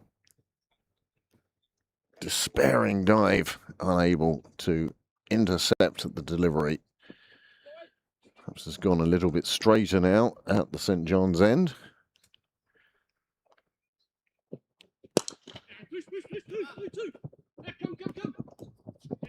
This time Delaney's dive does stop the boundary. 2 more runs onto the total. 147 now, despite what you see on your screen. The huffing and puffing David Delaney. Well, he's been rushing left and right, throwing himself around. This time the bowler himself will do the fielding. Delaney will be grateful of the chance to catch his breath. Ruben Wilson coming in at number 11 for the Northern Knights.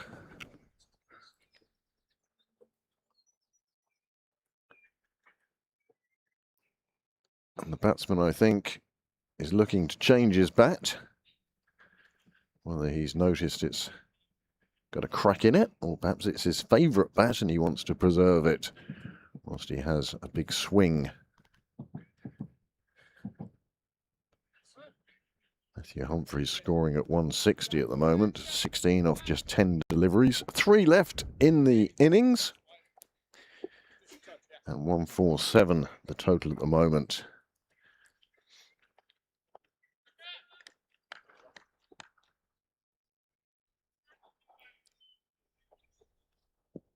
Three fielders very straight down the ground. DeFreitas, Tector, and behind them Delaney. The attempted ramp not coming off on this occasion.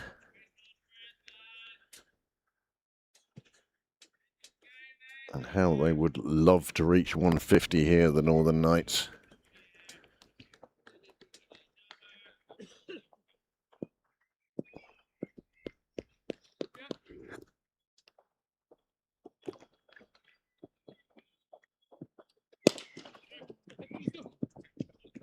And that is the boundary. That is 150 up for the Northern Knights. They'll be delighted with the way the tail has wagged. Open stance to start with. And that one running down to yet another Sherwin O'Riordan advertising hoarding.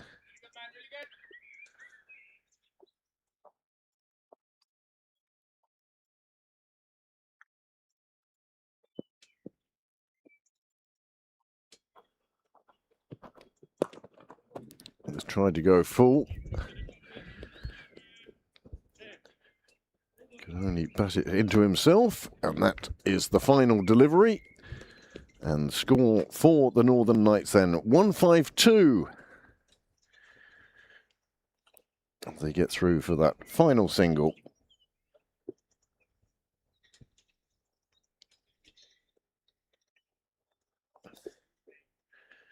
Northern Knights 152 for 9 off their 20 overs. They haven't been bowled out. They have reached 150. And we will see what happens in the second innings now, when the Leinster Lightning will be chasing 152 for victory at just over 7.5 and over. And we will see how that goes then. Lower back exercise before that, and can't really do that much side drawing. Just to remind you that there is a donation link in the description of this game on YouTube, should you wish to offset the costs of today's broadcast. Or in fact, let's be honest, let Niall go and buy some more equipment. 4 cameras in action today, including replays. And any donations. Broken cameras, Well, all in action. broken cameras and broken camera stands. Well, Dale McDonough, he's out in the middle now, giving the wicket a quick brush. And a very happy Bloomsday to all of you who have joined us this afternoon.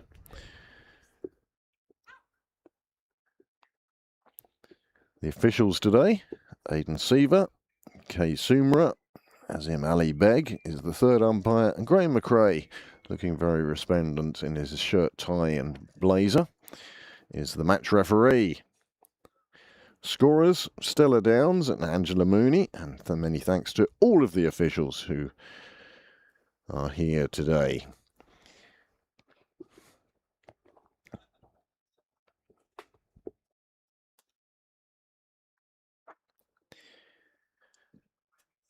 Well, as you see, the Northern Knights bowlers starting their warm-ups, and Dale McDonough in the background doing a bit of work on the wicket. We in the commentary box will take a short break, and we'll be with you in just a few minutes.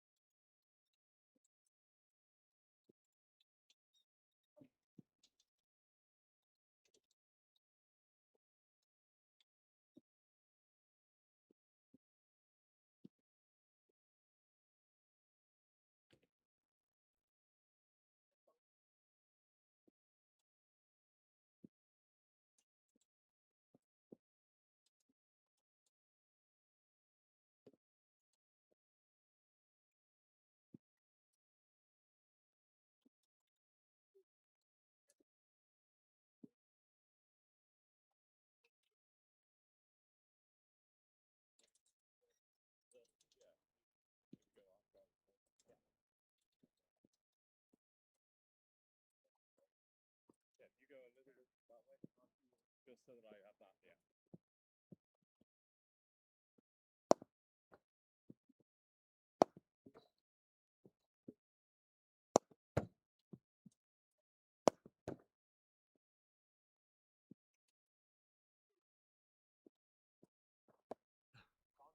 Yeah, that's beautiful.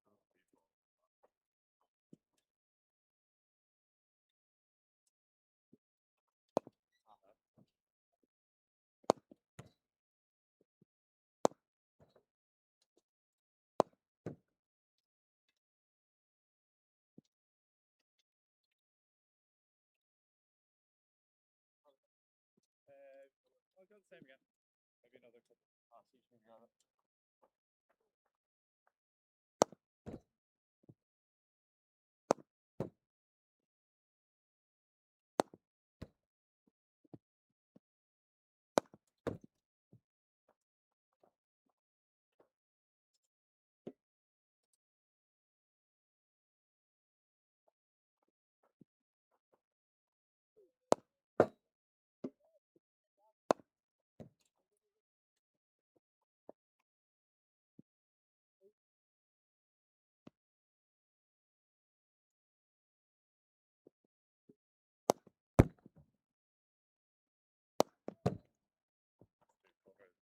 Yep.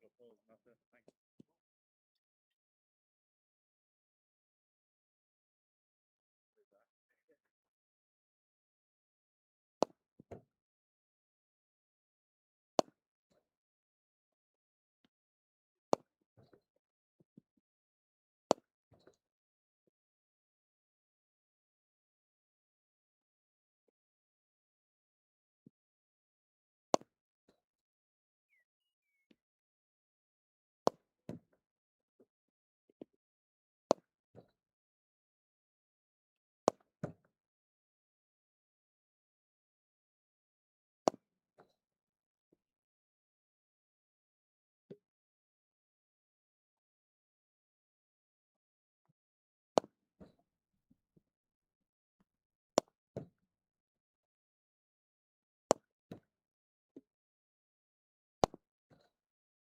That's the last set of those, and then I'll do a few balls.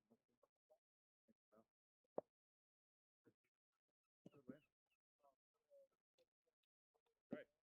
Good man. Great. Great win.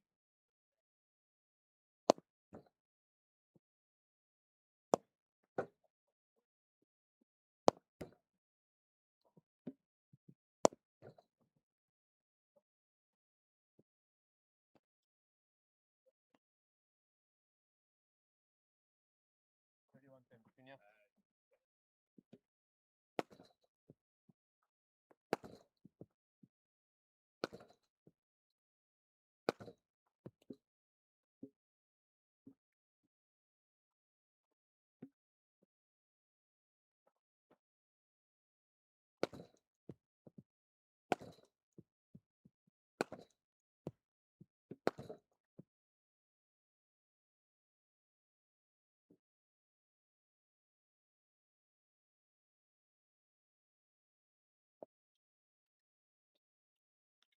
Just two more rounds of that, please. Yeah, cool. Thanks. Here's one.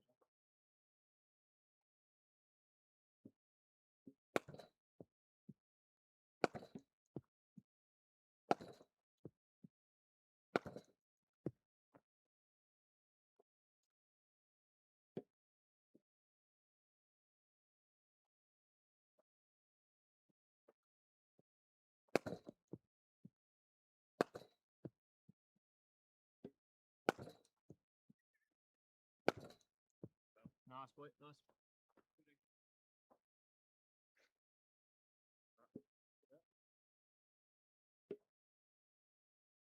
That sounds good. Yeah.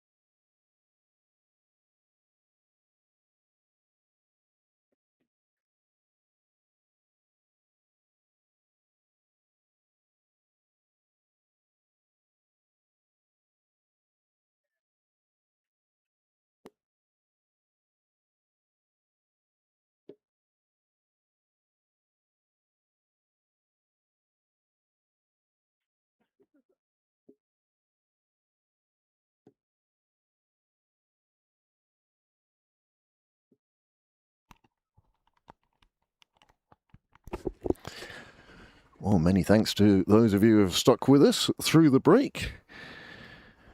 We now will see the Leinster Lightning reply as they go in chase of the 152 runs that the Northern Knights managed to cobble together for the loss of 9 wickets over 20 overs.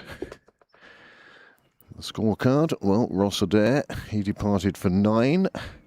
Cade Carmichael, 20. James McCullum, 24. Morgan Topping, 13. Charles Swart, 19. Cian Hilton, 6. Tom Mays, 8. Carson McCulloch, 7. Matthew Humphreys with a fine 21 off just 13 deliveries. Him and Cian Robertson with 15 off 8 managed to let the tail wag a bit, and then Reuben Wilson also not out. 5 at the end. Just the 5 extras in that total of 152 of 120 deliveries. Moondra, 3 for 41. Hollard, 3 for 35. Hand, 0 for 39. Dockrell, 1 for 15 off 4 overs. And Hoey, 2 for 22 off 4 overs. Just the 5 bowlers used by the Lightning. The fall of wickets at 10, 33, 52, 81, 93, 93, 104, 112, and the 9th wicket fell with the score on 135. So the tail did wag. So a very happy Bloomsday to all of you who have joined us, and all of you are staying with us now for this second innings.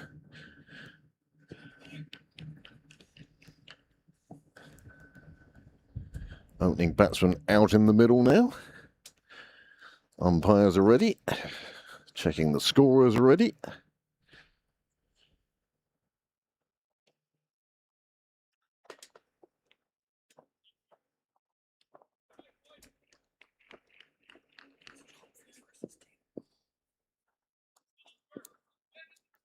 Tim Tector to face the first delivery from Humphreys, Matthew Humphreys. We saw him with the bat earlier, now with the ball in his hand.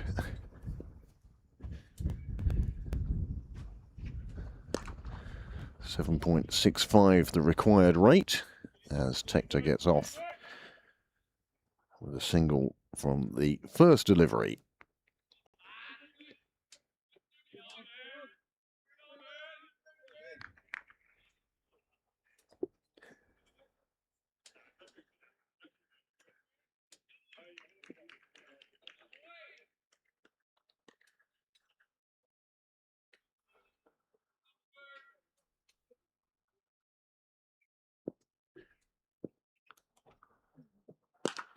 Fired in, another single taken quickly on this occasion.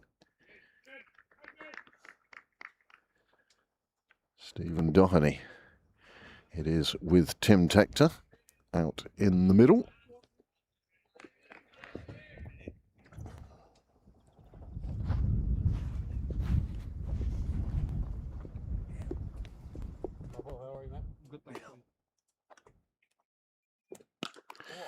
Well, there, as Bill Dwyer adequately describes, a fine shot.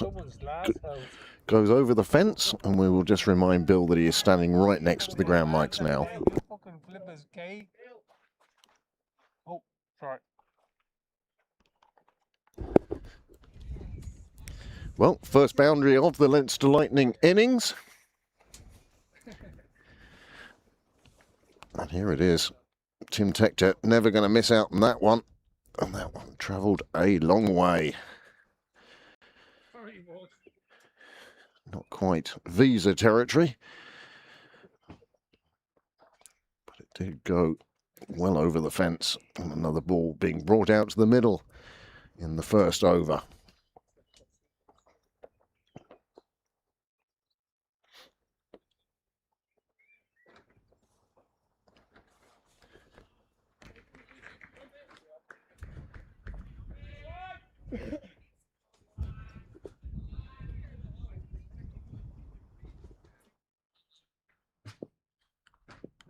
Tector, one of the most exciting stroke players in Leinster cricket at the moment.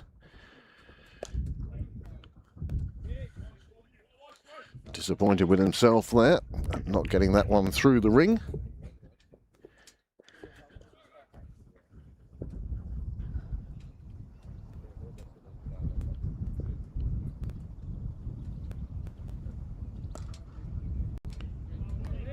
Again, finds the fielder rather than the gap. Go on, boys.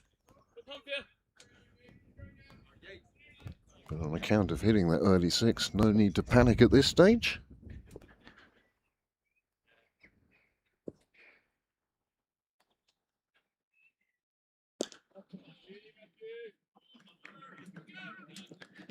And Humphreys will be not unhappy with that first over. 8 coming from it. No wicket down.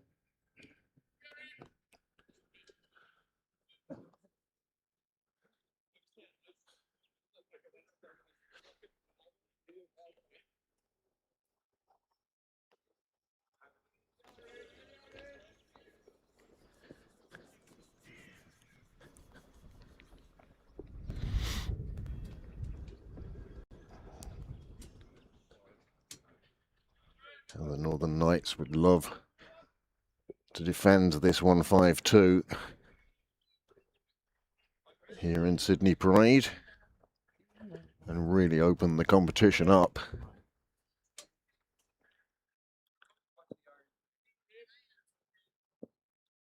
Half past 6 this evening, women's T20.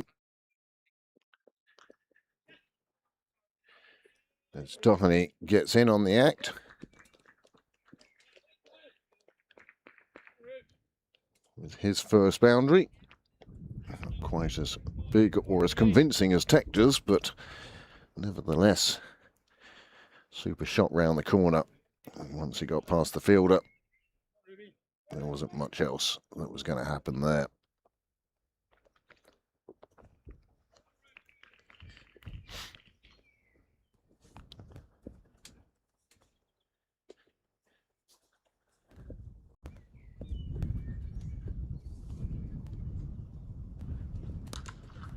Bowling from the nursery end is Reuben Wilson. One of the brightest fast bowling prospects we've seen for a while. Playing his cricket in Clontarf at the moment. He'll be well aware of what these two batsmen can do.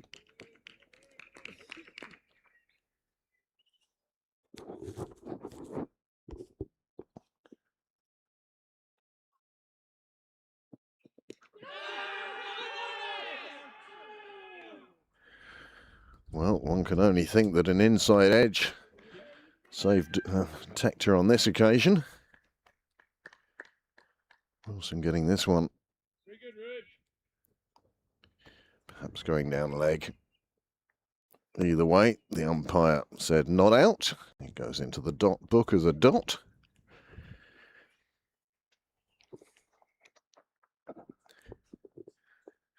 Legend of Pembroke cricket, Steve McCarthy on the ground now. Saw Barry here earlier.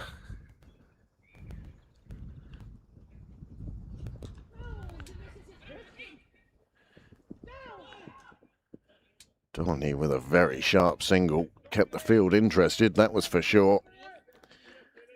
Well, there's no hanging around for these Leinster Lightning batsmen. They're looking to take every run they possibly can.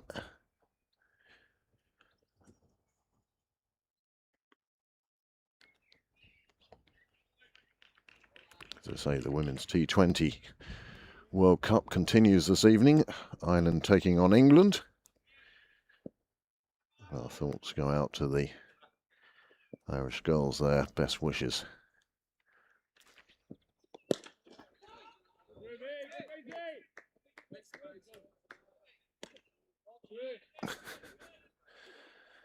Throwback to the keeper, not quite what they wanted. However, 2 overs completed now. The opener's still there.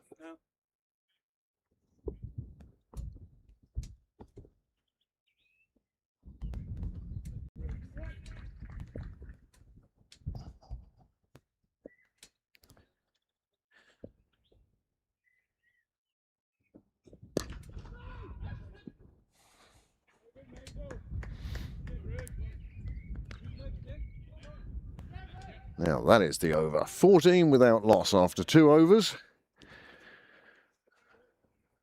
Good over from Wilson. Just 6 coming from that.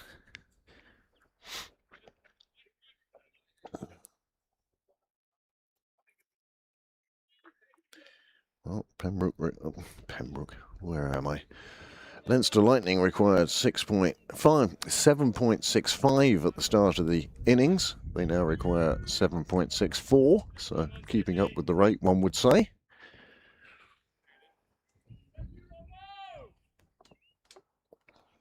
Looks like a change of bowling at the St John's end.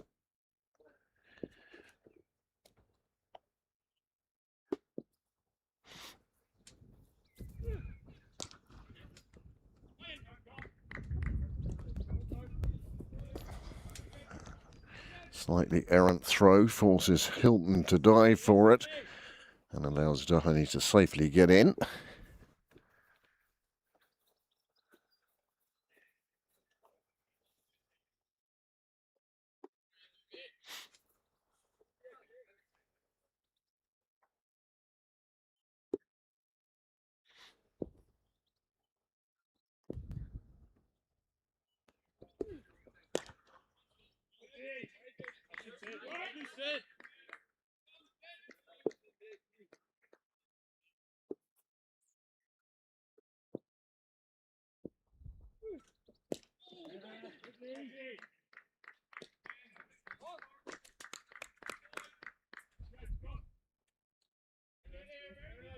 Many thanks to our scorers today, Stella Downs and Angela Mooney.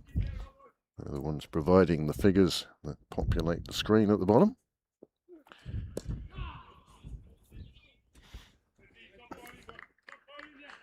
Well, Doherty reaching outside off and pulling it square of the wicket.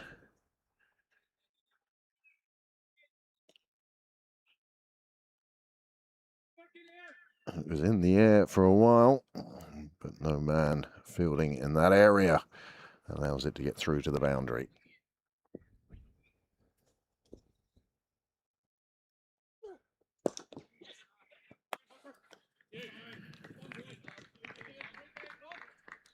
Nice bit of fielding in the ring. Saves another boundary.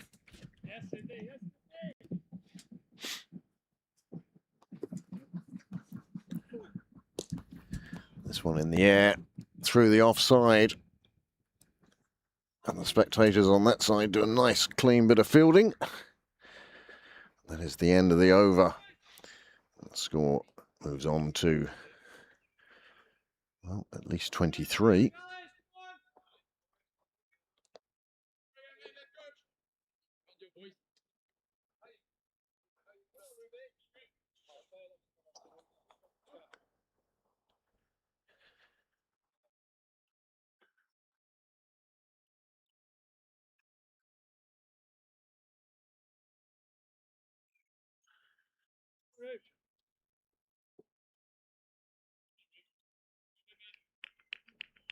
Three different bowlers used for the first 3 overs.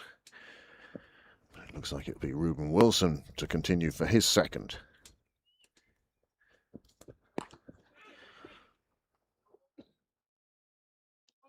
And that is the first wicket. And Doherty departs. Didn't really get hold of that the way he wanted to. And the fielder down at deep square, taking the safest of catches.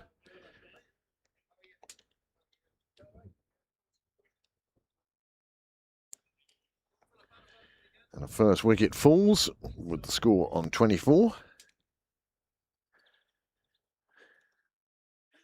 And Stephen Doherty makes that long journey back to the pavilion. He knew it himself, the disappointment. Knew he hadn't connected properly. And a fine catch. Celebrated jubilantly by the spectators round by the fielder.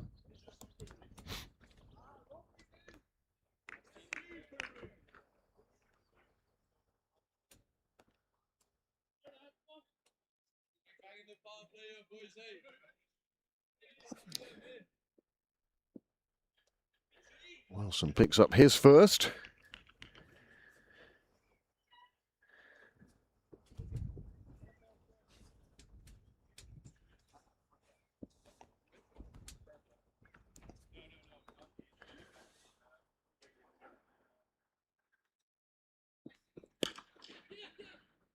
That has brought Harry Tector to the crease, and he starts with just a single and gives the strike back to his brother, TH.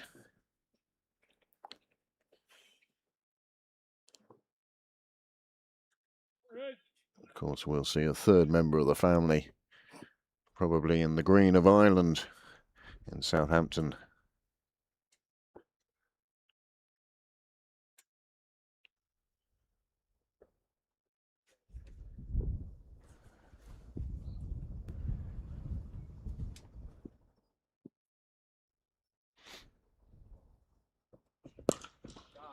That is a lovely shot. Goes into the tents that contain the umpires and match referees next to the scorers. A super shot this. It's lifted, holds the pose, picks his tent, and it just bounces in. No doubt causing all sorts of havoc and mayhem inside the tent.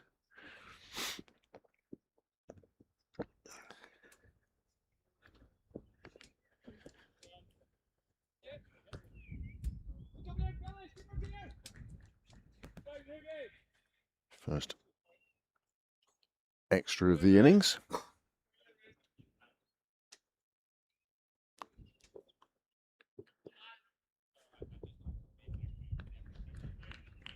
Many thanks to all of you who have joined in today to see the game at Sydney Parade, IP20 competition.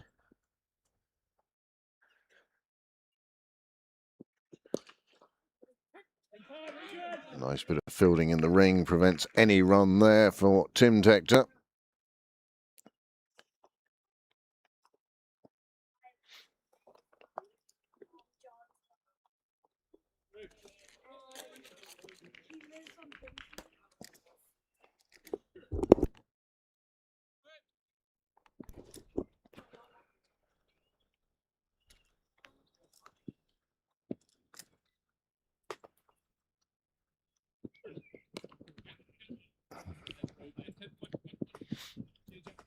And that is the perfect example of playing each ball on its merits.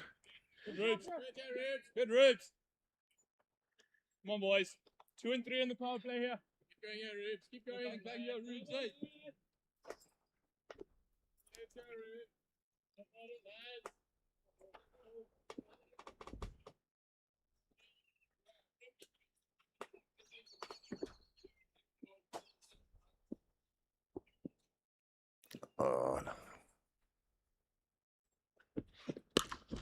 Cracked away through the offside, and there is a fielder patrolling the boundary, but he'd left a part unattended, and that was the part that Harry Tector found. Lovely boundary to end the over.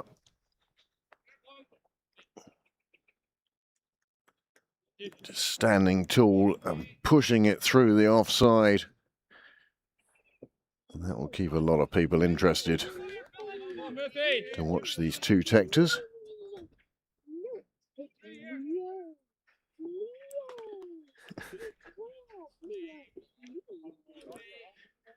What do you want, Chip? You're gone.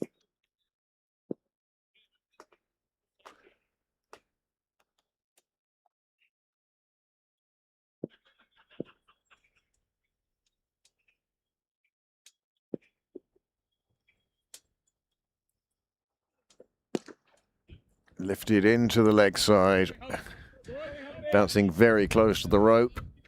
Just 4 for that, but a good start to the over.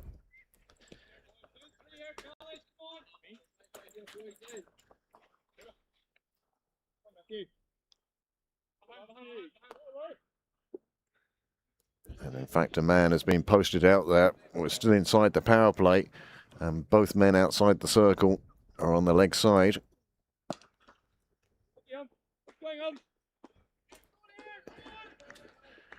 As a result, nobody patrolling the offside. Tim Tector taking full advantage of that. Cracking shot through the offside. Power, pace and placement, the 3 Ps. Got right on top of that and played it exactly where he wanted it to go.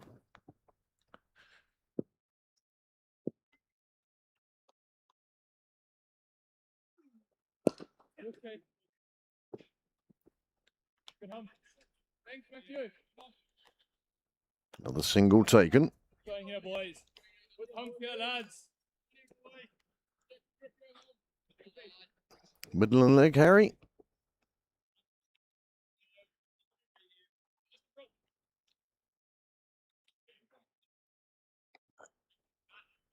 Come on, boys.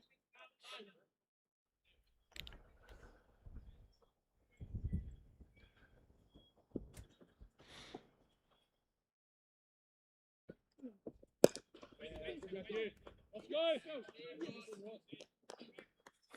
Nice bit of fielding. Nice and tidy.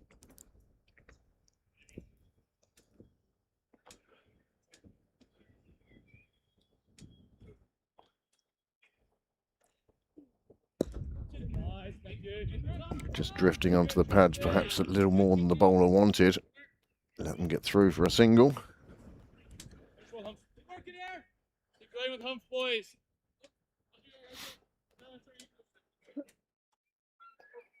One and run we go, boys.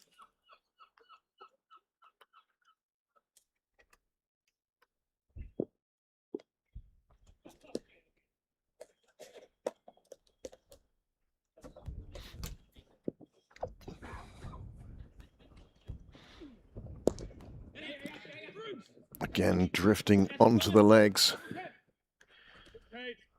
And Tim Tector very quick between the stumps.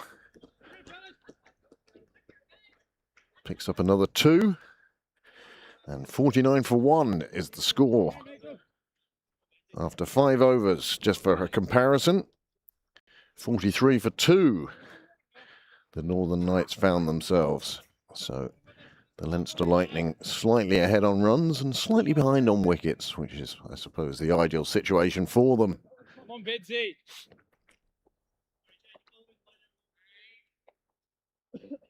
Wilson's 2 overs completed. 1 for 19 off those 2 overs. He's now being replaced at the nursery end.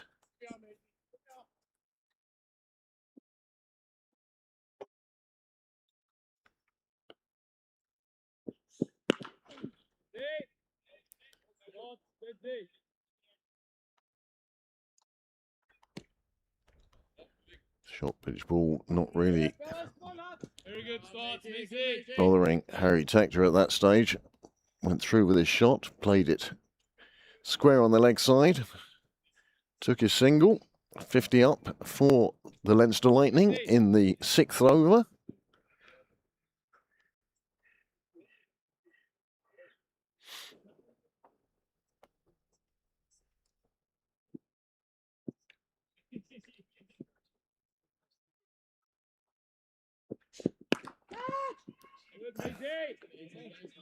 Cry of catch. No fielder in the vicinity. Another single taken.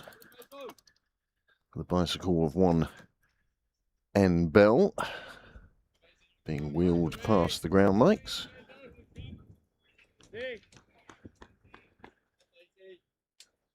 Still a lovely day for cricket here. Not too hot, not too cold.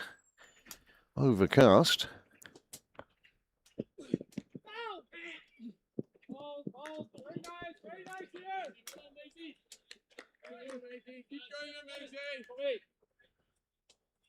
Tom Mays is the bowler from the nursery end. His first over.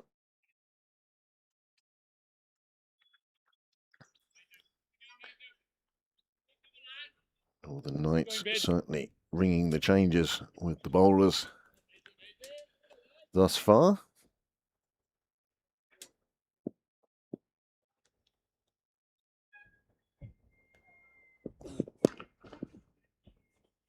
Maisie. Good spot, 20. Get here. Going in, Maisie. Keep going in, Maisie. Coming across here, Mason. Keep going out, Mason. If you have finished work at this stage, 20 to 6, you might consider dropping down to Sydney Parade. Whether as a Leinster Lightning supporter or just a follower of cricket, of good quality cricket. Certainly what we have on show here today. That breeze just causing a little bit of camera wobble. Powered away.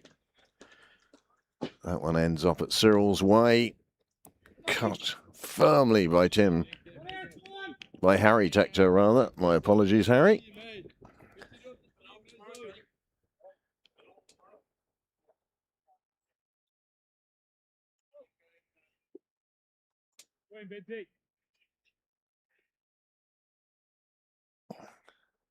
Just missing the gap in the fence.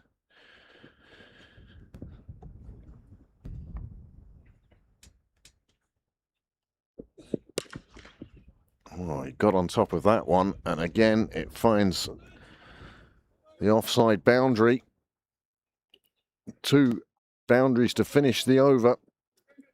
61, and to finish the power play. 61 for 1 from the power play for the Leinster Lightning. Well, that's a neat bit of fielding, sir.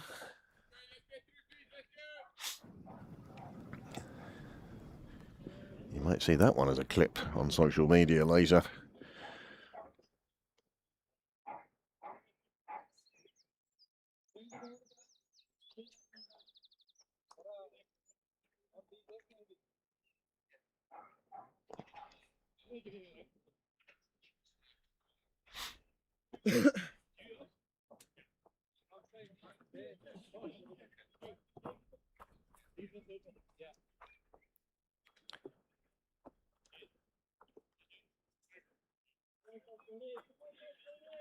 No shortage of left-arm spinners in the Northern Night side.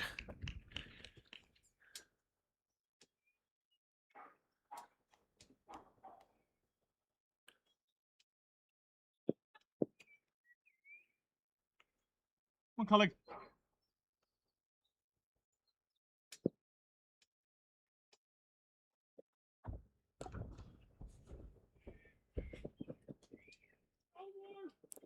Oh, another boundary as it hits the team tents.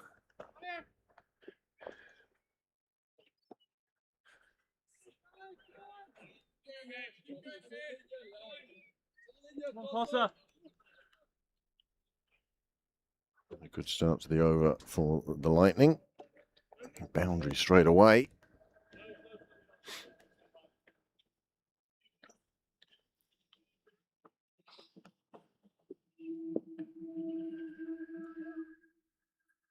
There's another commuter dart slides past. I wonder how many people got off at Sandymount Station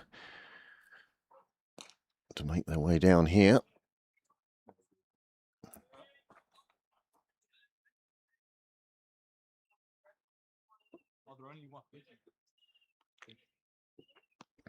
Carson McCullough, number 16, looking to try and take a wicket or at least slow down the rate that the Leinster Lightning are scoring at.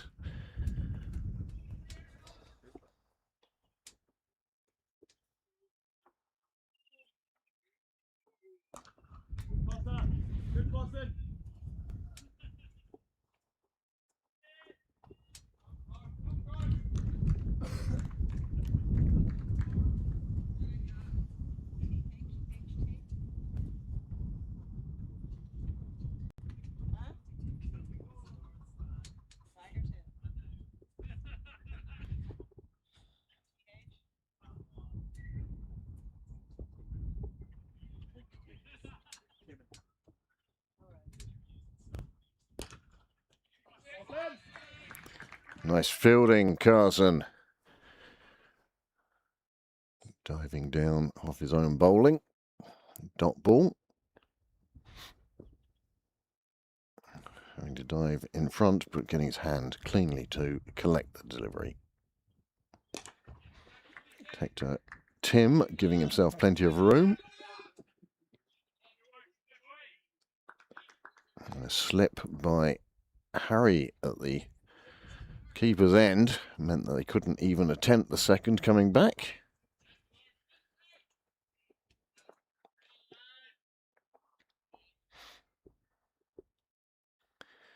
Harry Tector now 16 off 9.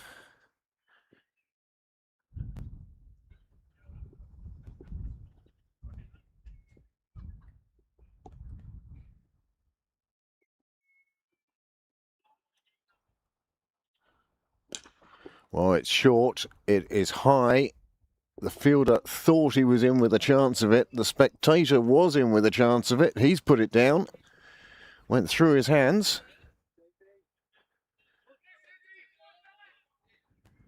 That one's been captured for posterity.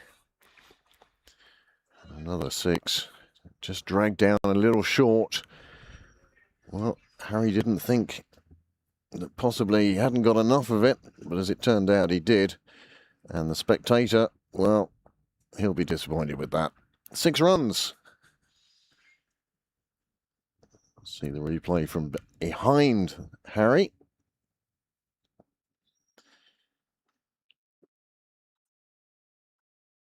The score rattling along as a result.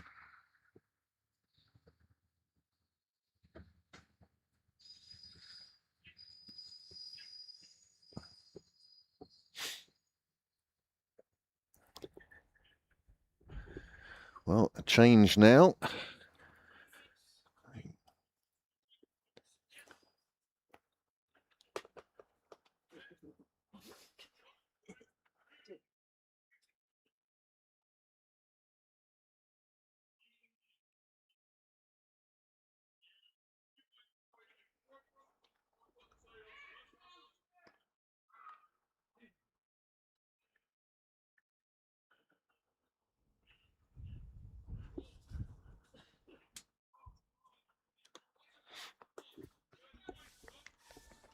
And 74 for 1. 13 coming from that over.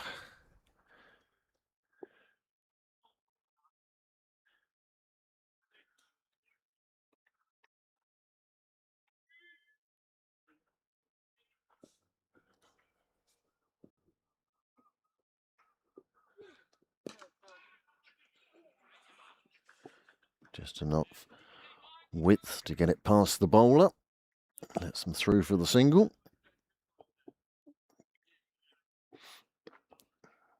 Of course, we're outside the power play now. The field can spread a bit more. The man down at Dale's shed. One at Michael Sharp corner. Deep square leg just behind square.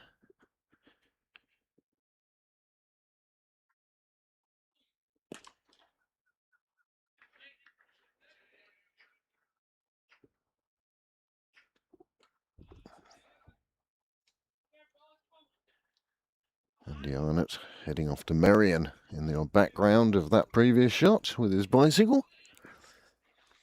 Looking after underage players. Oh, that's a lovely shot. Oh my word. That has gone all the way for 6. And it was just punched through the offside by Tim Tector.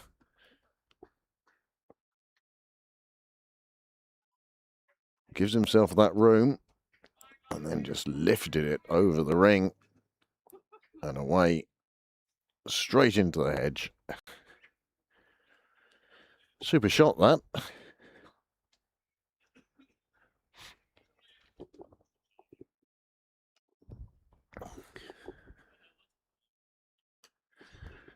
Tim Tector on 46 now.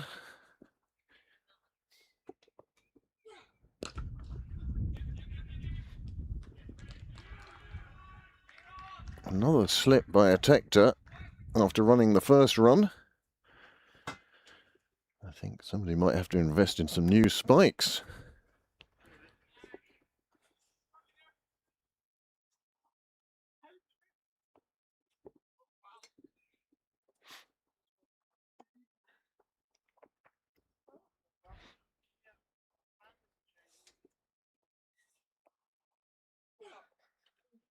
This one pushed through, signalled wide.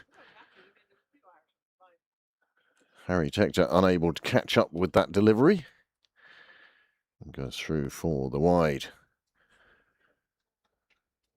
Robertson going for 19 off his first 10 balls. What they really want is a breakthrough.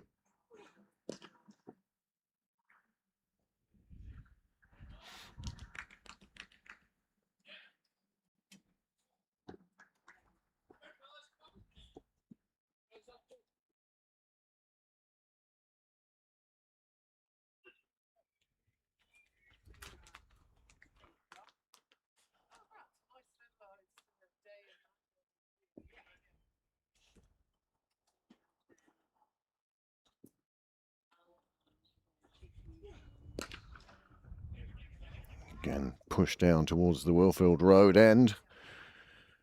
And they get home for another 2. And that will be the end of the 8th over. 86 for 1. And at the same stage, the Northern Knights found themselves 67 for 3. 19 runs ahead after 8 overs. It certainly looks promising from a Leinster Lightning point of view at the moment. These two, they came together when the score was on 24. They've now put on 61 for the second wicket and have done so in less than 6 overs.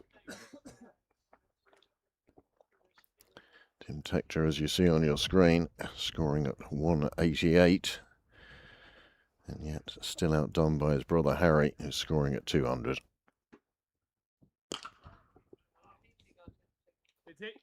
Well, that's it. That's the end of Harry Tector. He hit that one cross-patted, looking to go down the track. Mays, I think it was, who took the catch. And Harry Tector departs, and the wicket falls.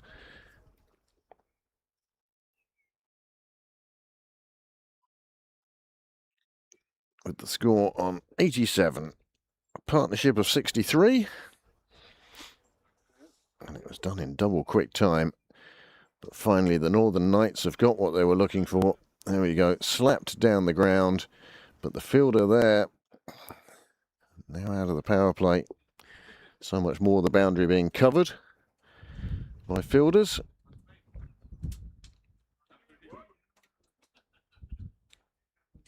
Tector, as soon as he hit it, he was trying to see, would it clear the fielder? It didn't. And the disappointment there for all to see.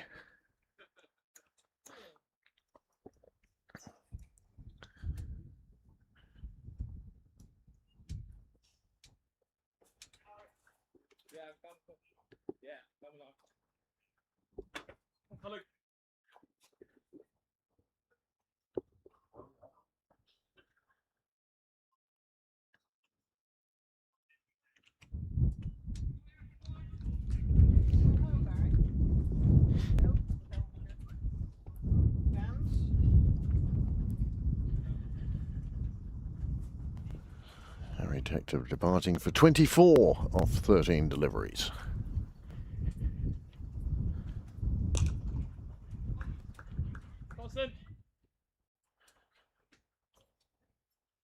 Cousin McCullough continuing from the St John's end.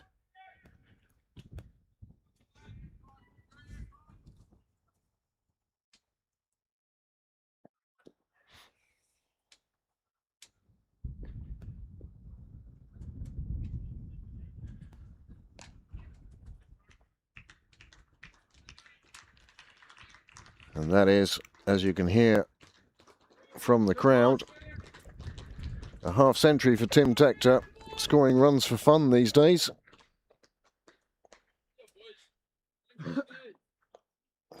He reaches his half century in this, the 9th over. Lorcan Tucker, the new batsman. What's that?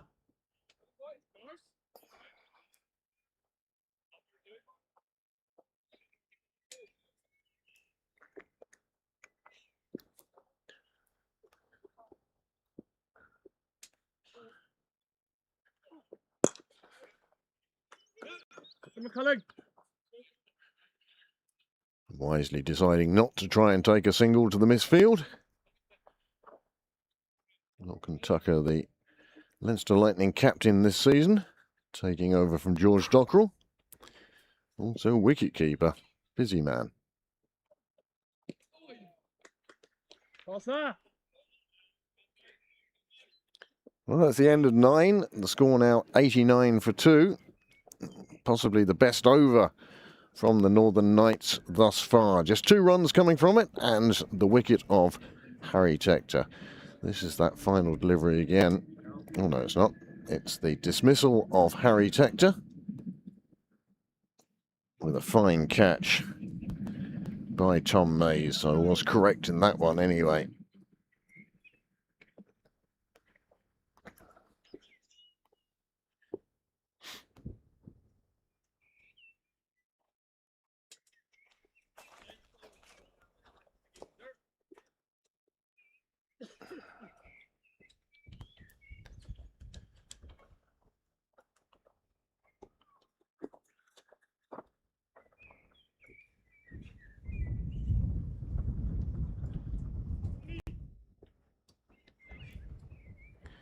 Back to pace for the Northern Knights now.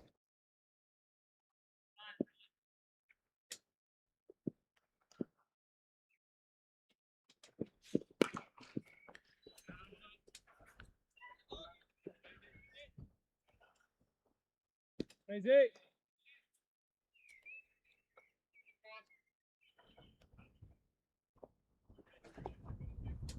90 up for the Lightning.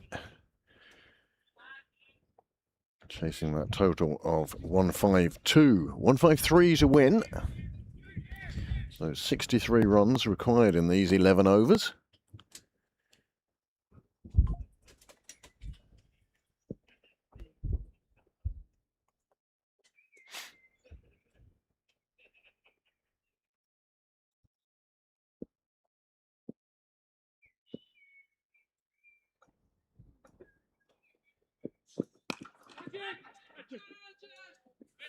Greg. Bounced short of the fielder despite the cries on and off the field to catch it. Wasn't to be for the Knights. And a single added by Tucker. Keep taking them, boys.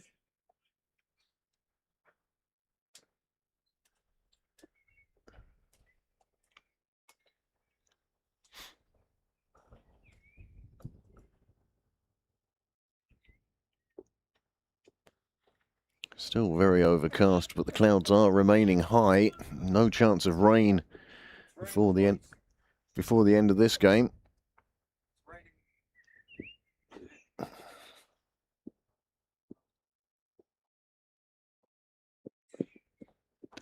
Kian. Well, wide signalled, and superb work by Cian Hilton behind the sticks. Look how wide he is there. That's where he ended up after taking that one.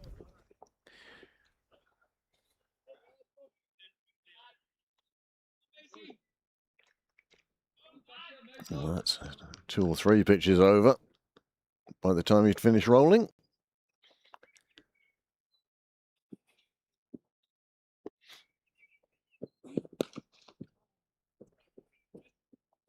Easy. And again, the advantage of being outside the power play.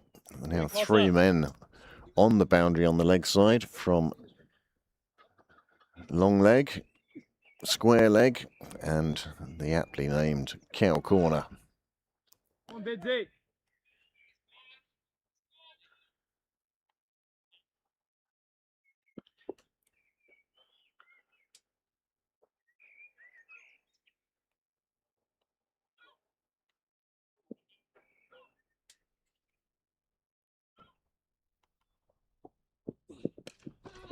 Tector with a very wide stance through the hands at that one. Sorry, Tucker threw his hands at that one, took the edge and flew away to the boundary.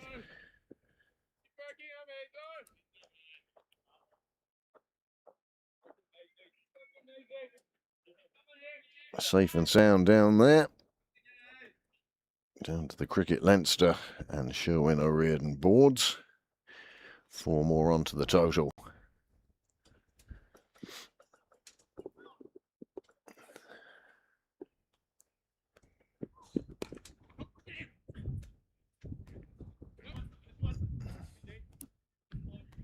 Nice fielding. Ground fielding by the Northern Knights. Excellent so far. Wait, Maisie.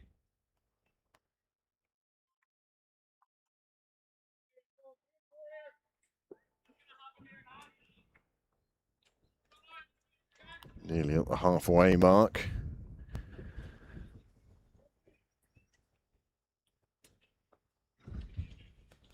Northern Knights have got to be feeling that they need to take wickets here now.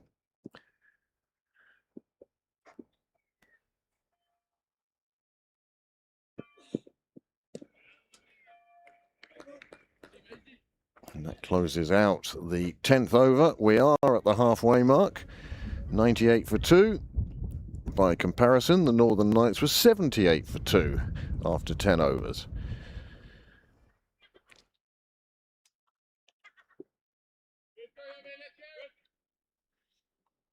Come on, Costa. 3 sixes and 4 fours in this 29 ball 52 for Tim Tector.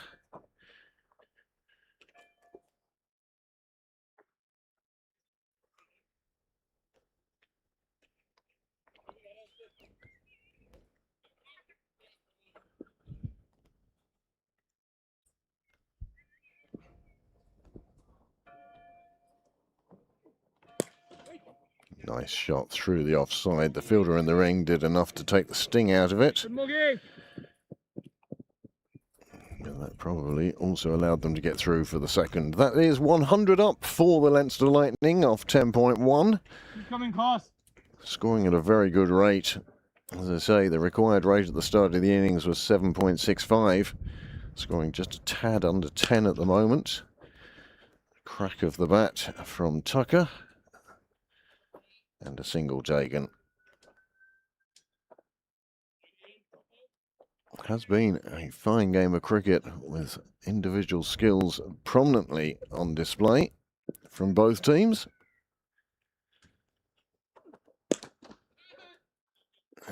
Going, Costa. Keep Cross taking them, bat boys. shot down the ground.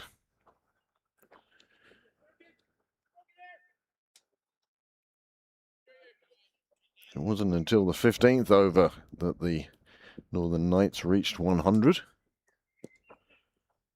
Tucker, he loves those shots.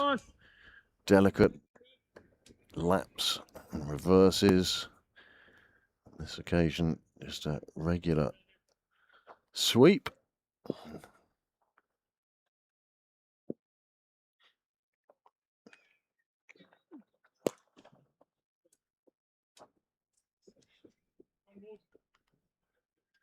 And again, just keeping the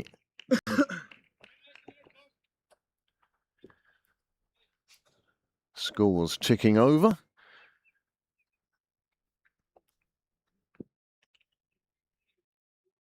Just about 50 runs required now by the Leinster Lightning. 8 wickets in hand. No catching that at all. It reaches the boundary. May's unable to effect a stop on that one. And that finishes off the over. 107 for 2.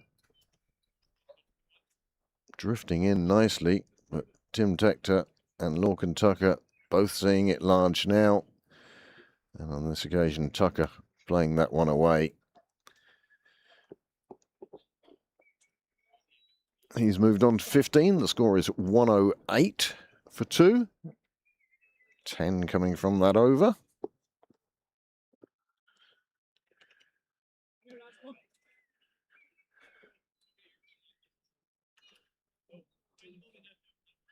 All the Knights shuffling their deck of cards, seeing what they can come up with.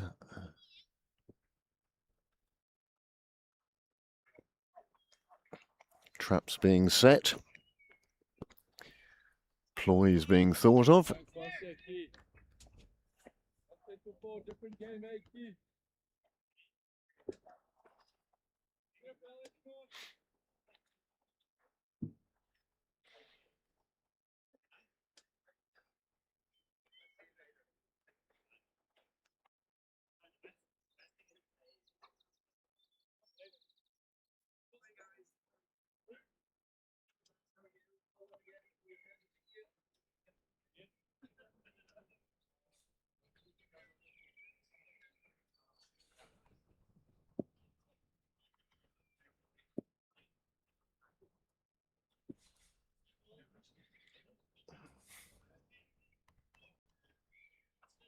Dead ball signal by the umpire.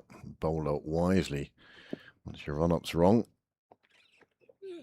Ah, yo, good Keith. Yeah, got him.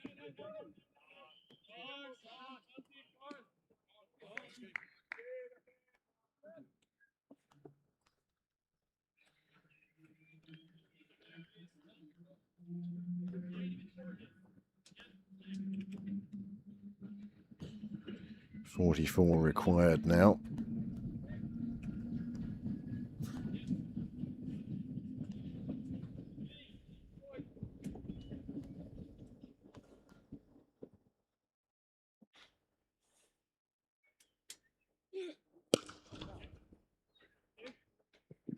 Well, that one beats the despairing dive of the fielder and goes into the bushes.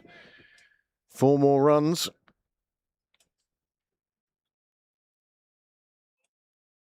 Nick Cotter there doing the fetching work. And a fine job he does too. Tucker just giving himself room and playing through the line of the ball. Super shot that. Fielder just unable to get down to it. This time Tucker goes straight and picks up a maximum. 10 off the first 2 balls of the over. Keane Robertson into his 3rd over. He really would love to pick up one of these wickets now. Try and break this stand.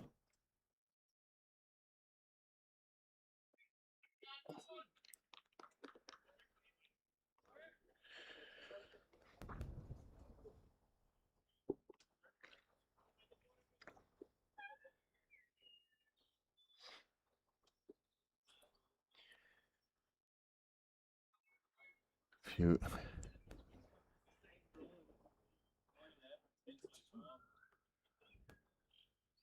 quiet in the field now, the Northern Knights, and why wouldn't they be? Score has moved on to 119 for 2 off 11.5. They're basically 6 overs ahead of the Northern Knights. If you are coming down to Pembroke to watch the conclusion of this game, well, stay within the speed limits, but you're going to have to hurry, one feels.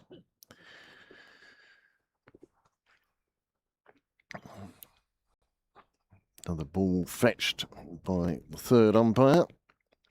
Yeah, boys, eh? Open up, lad. Robinson into his 3rd over, halfway through it now. He's gone for 34 from those 15 deliveries.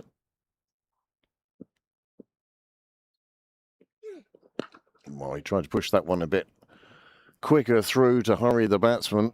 Tucker quite comfortably tucking it square on the leg side.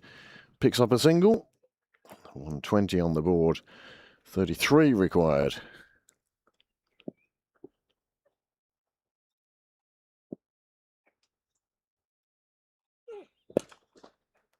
Beautifully struck down the ground. There is a fielder in place that will keep it to a single. But Tector, he's continuing on.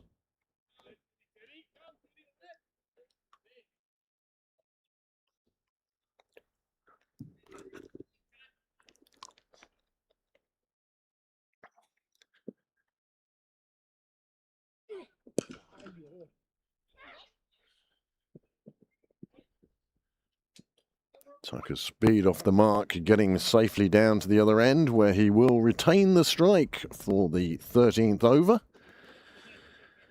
Score now into the 120s, 122 for 2.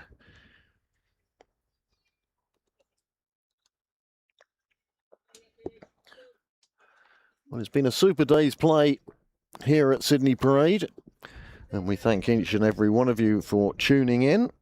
We hope you've enjoyed as much as we have covering it.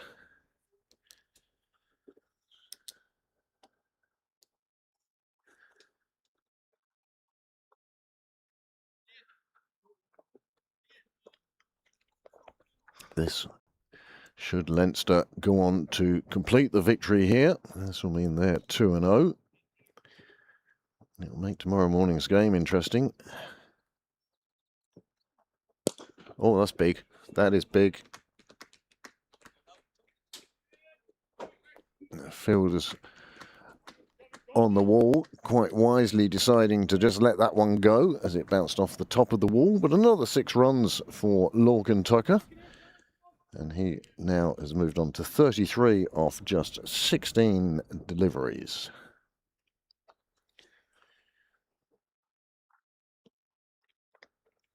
Everyone just watching that one disappear. Dara Cosgrave, Viram Puri, deciding that discretion the better part of valour, letting that one land.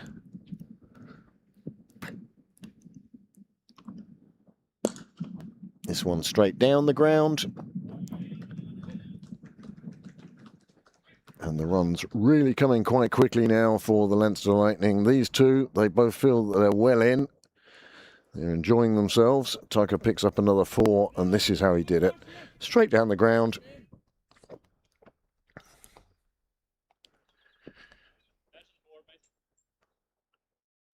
He's not quite able to get there.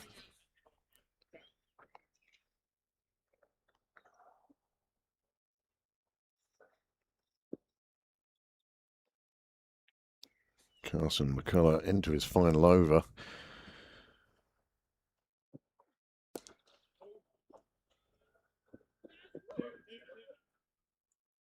Okay. Tucker calls for, and he gets 2. That will take him on to 39.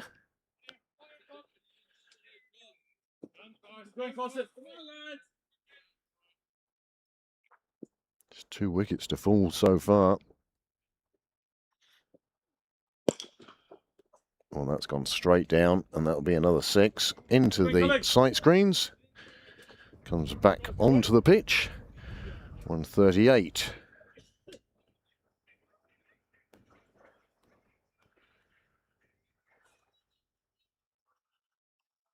An expensive over for McCullough at the moment.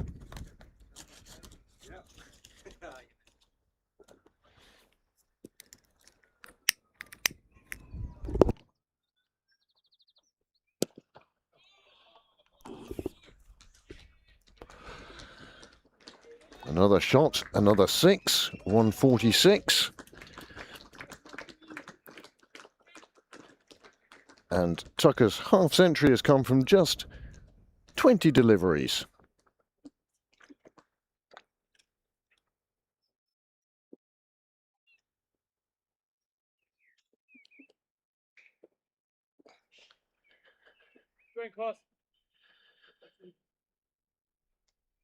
Four 4s and 4 6s. Strike rate in excess of 200.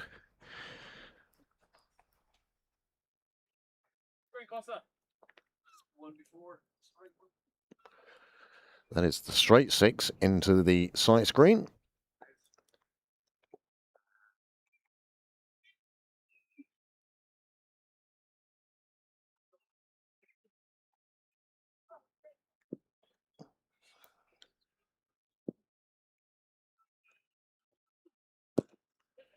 Nicely dug out on this occasion by Tucker. Straight to the fielder, but another single taken. And he will retain the strike. The score 147 for 2. 25 coming from that McCullough over. And he has finished now with figures of 1 for 50 off his 4 overs. Tough over that one for him. 25 coming from it. But it does mean now that just 6 more required by the Leinster Lightning. And this will do their net run rate no harm at all. It has been a comprehensive win where the Leinster Lightning were able to slow the Northern Knights down by taking wickets. The same hasn't been true in this second innings. Just the 2 wickets to fall. Stephen Doheny was the first to depart. And then Harry Tector second. That just brought Lorcan Tucker to the crease. And he has been imperious, scoring at nearly 250.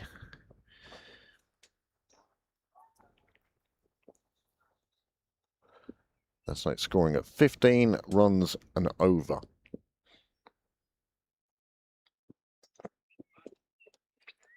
Well, the bowler went short in an effort to show something different. And Tucker, well, he was well able for it. He just leaned back, waited on it. And this is a super one-day T20 shot, lifting it over the keeper. And then there was nothing to stop it before it just bounced in front of the rope. 4 more onto the total, and just 2 more runs required now for victory.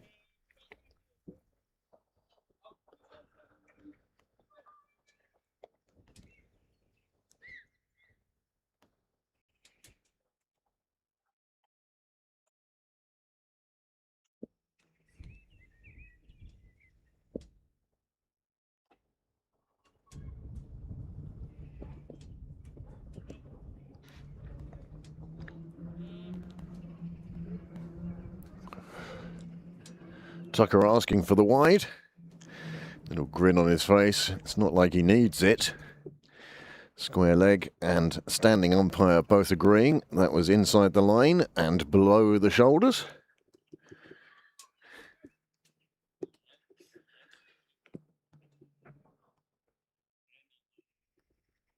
And the Lightning now looking to close out a comprehensive win here today.